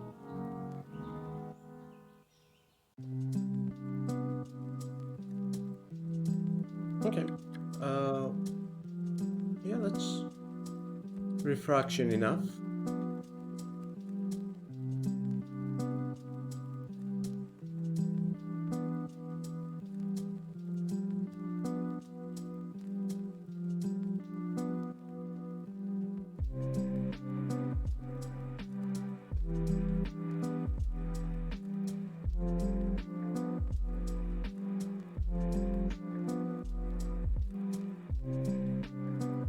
Yeah, and maybe, just maybe, I can do this. Also, yeah, I'll just keep it playing.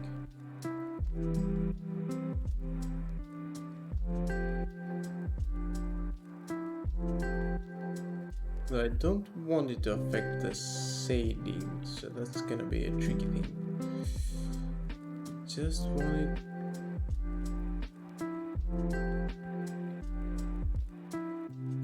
Oh, specular.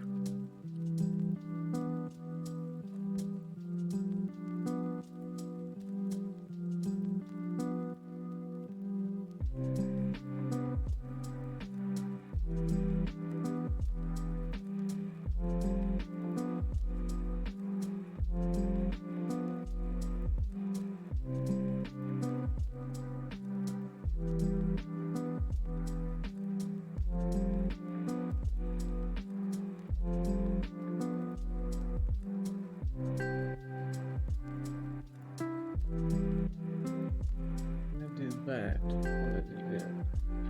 So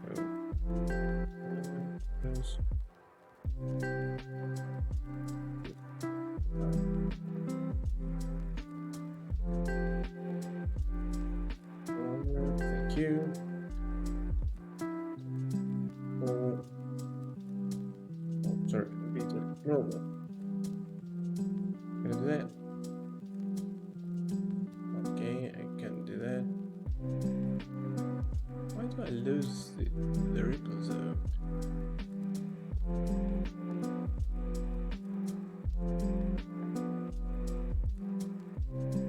Okay, and I store those.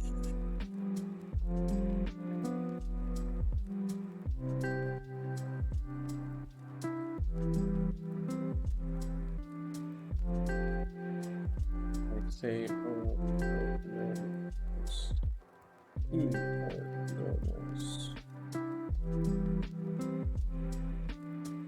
Here I can say normals, while this is the other.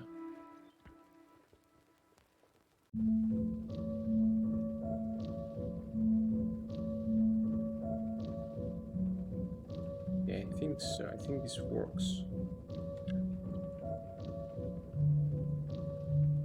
If this also works, I can do something else. I can go ahead and say here.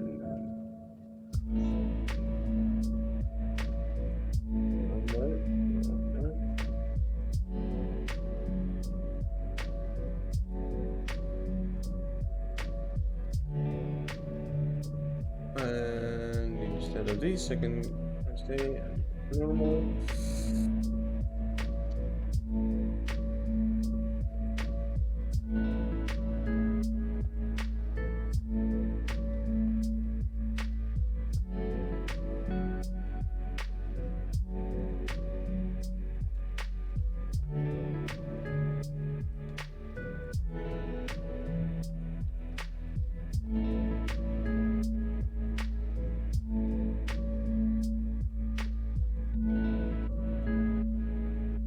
Yeah, alright. So I can have water normals to affect the specularity, but without them messing up my shading. Okay, I need some.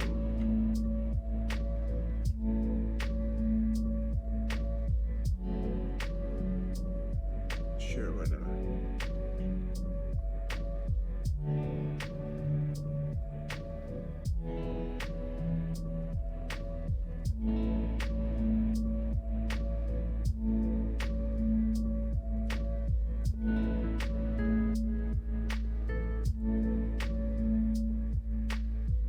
And these normals I can also use. Okay, stream is dropping frames. What's up with that?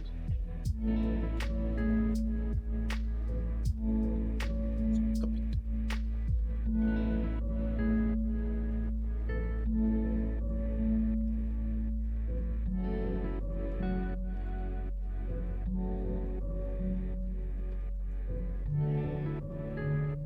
Yeah, these normals I can also use for the refraction, is what I was trying to say.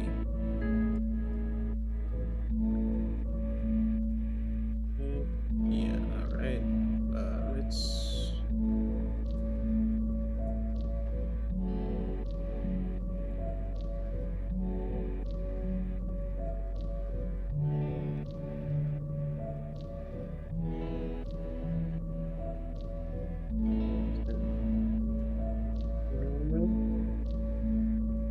I mean, I could also scroll those, but whatever.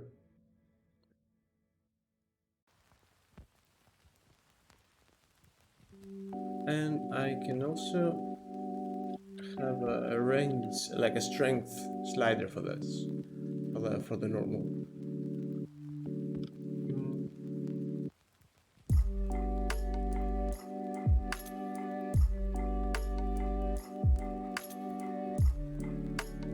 There's two.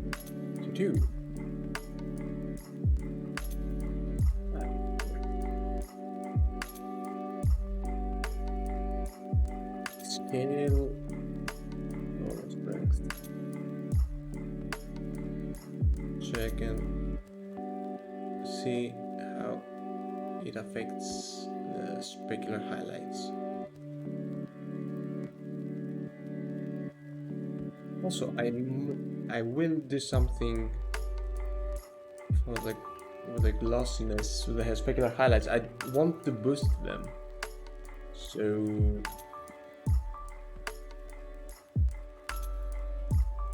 sure. One, I'm not gonna copy it because I want the option to make it like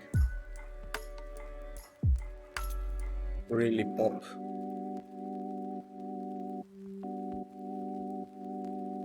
Yeah, multiply that by regular factor. Let's go nuts. Yeah, awesome.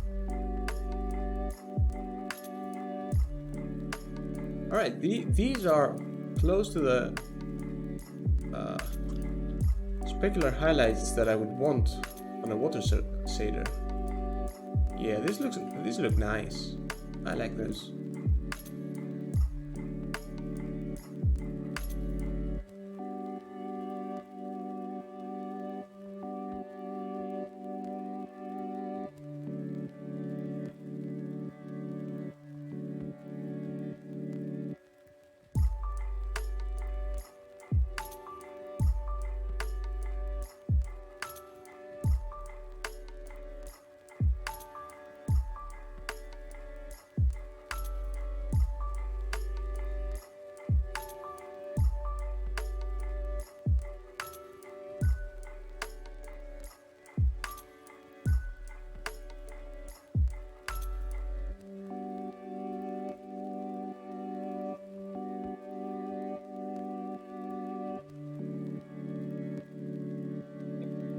Frames again.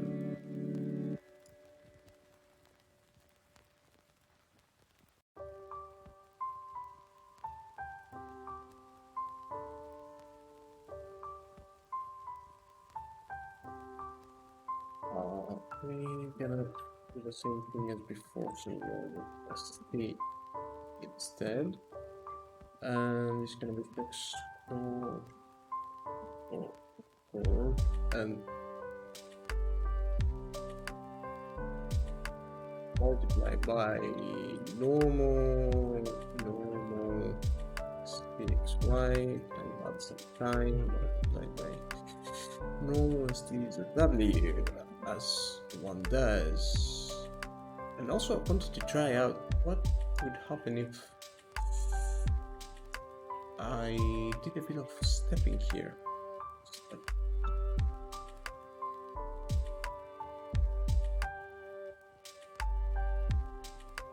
Oh, this is crisp. Oh, I like this. So, just so you can see it more clearly, before it was like this, which is fine and cool, but if you do a bit of stepping and even a small number, yeah, you get really crisp anime-like highlights, which I really like.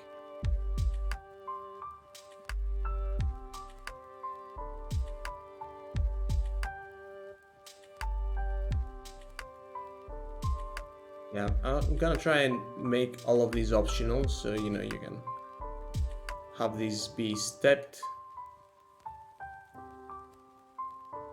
or not, make them more stylized and whatnot.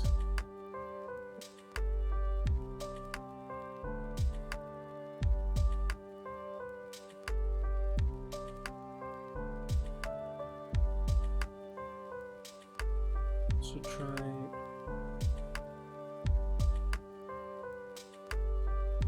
picture 2.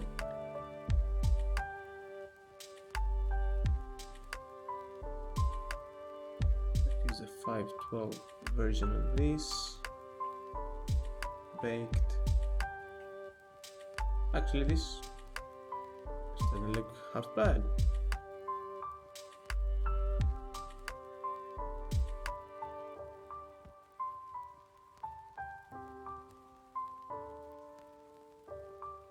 Alright, cool. One of the last things I want to do, since I have the normals from that here,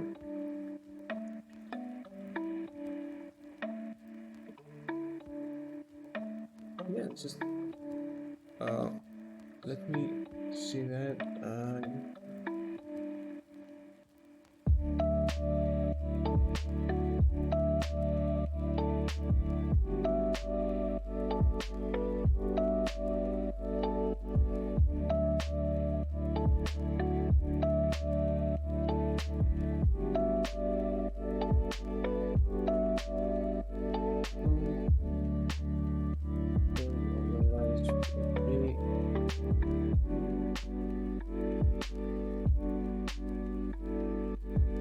B or T, and these are multiplied.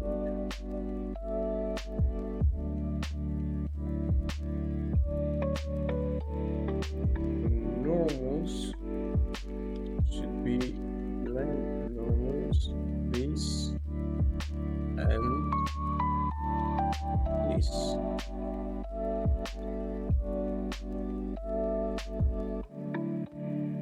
Awesome. What's up with you? Blend normals.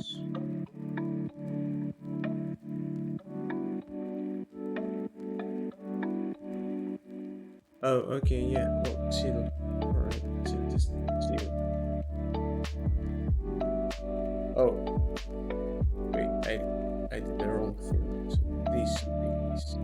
Yeah. Yeah, normals.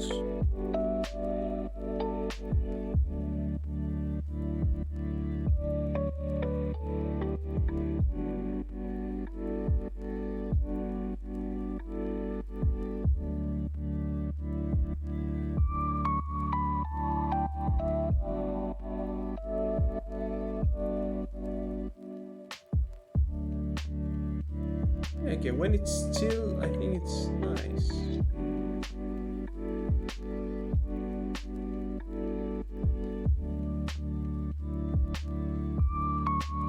And yeah, when it's moving, it's also nice.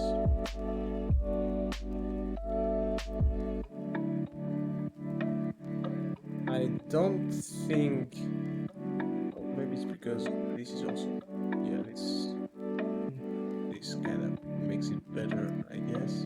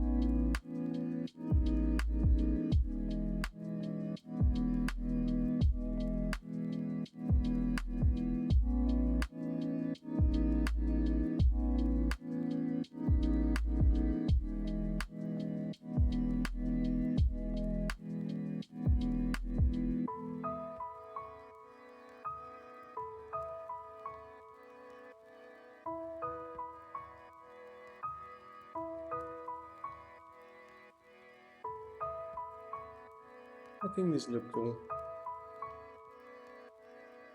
It has like a little playful thing with the specular lighting, and the refraction is not as intense. Yeah, I think this looks good.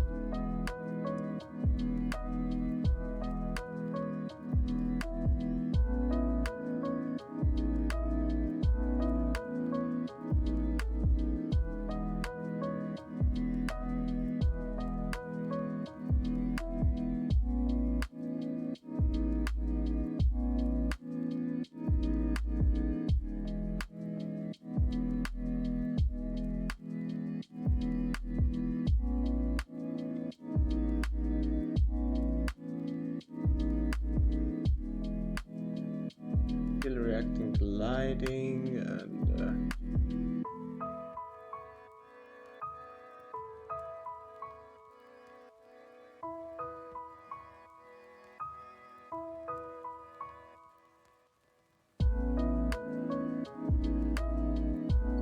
that Fresnel though, is that like a reflection thing? Oh, it's the fog. I'm stupid. Okay.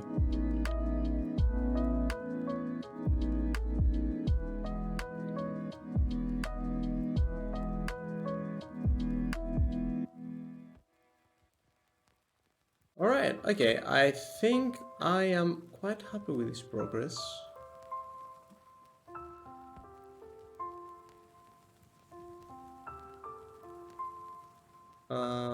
And I think for now I'm gonna leave it here. There's still plenty of stuff that I want to add.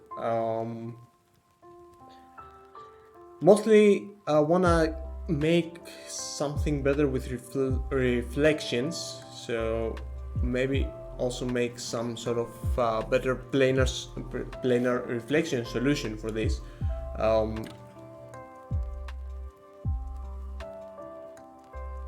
So yeah, but I'm happy with how this turned out, and like especially the intersection stuff that worked great. There's still some stuff to iron out, obviously, but it's I think it's a great start.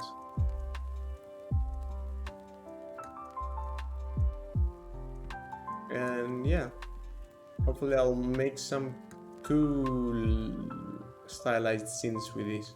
Damn, I really like those speculars. I never got them looking like this, and I always wanted to.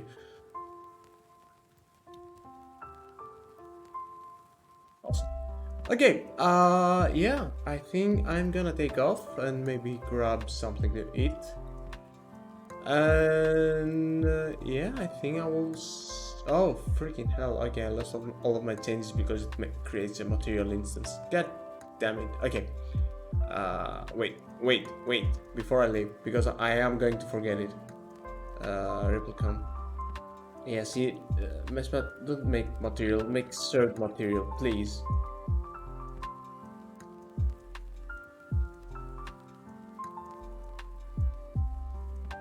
Okay. Yeah, I'm gonna have to find all the changes now. Okay, I think that was mostly it.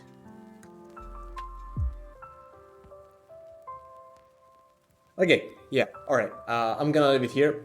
Thanks so much for joining me on this, another one of these water shaders. Hopefully this will end up looking pretty good and being pretty modular, and maybe this will be the shader I'm gonna use again for multiple scenes, because I'm tired of making water shaders again and again just to add features that the previous one didn't have.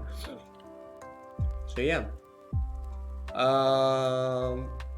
Thanks for joining, hope you had fun, and I'll see you in the next one. I'll let you know when that is. See ya!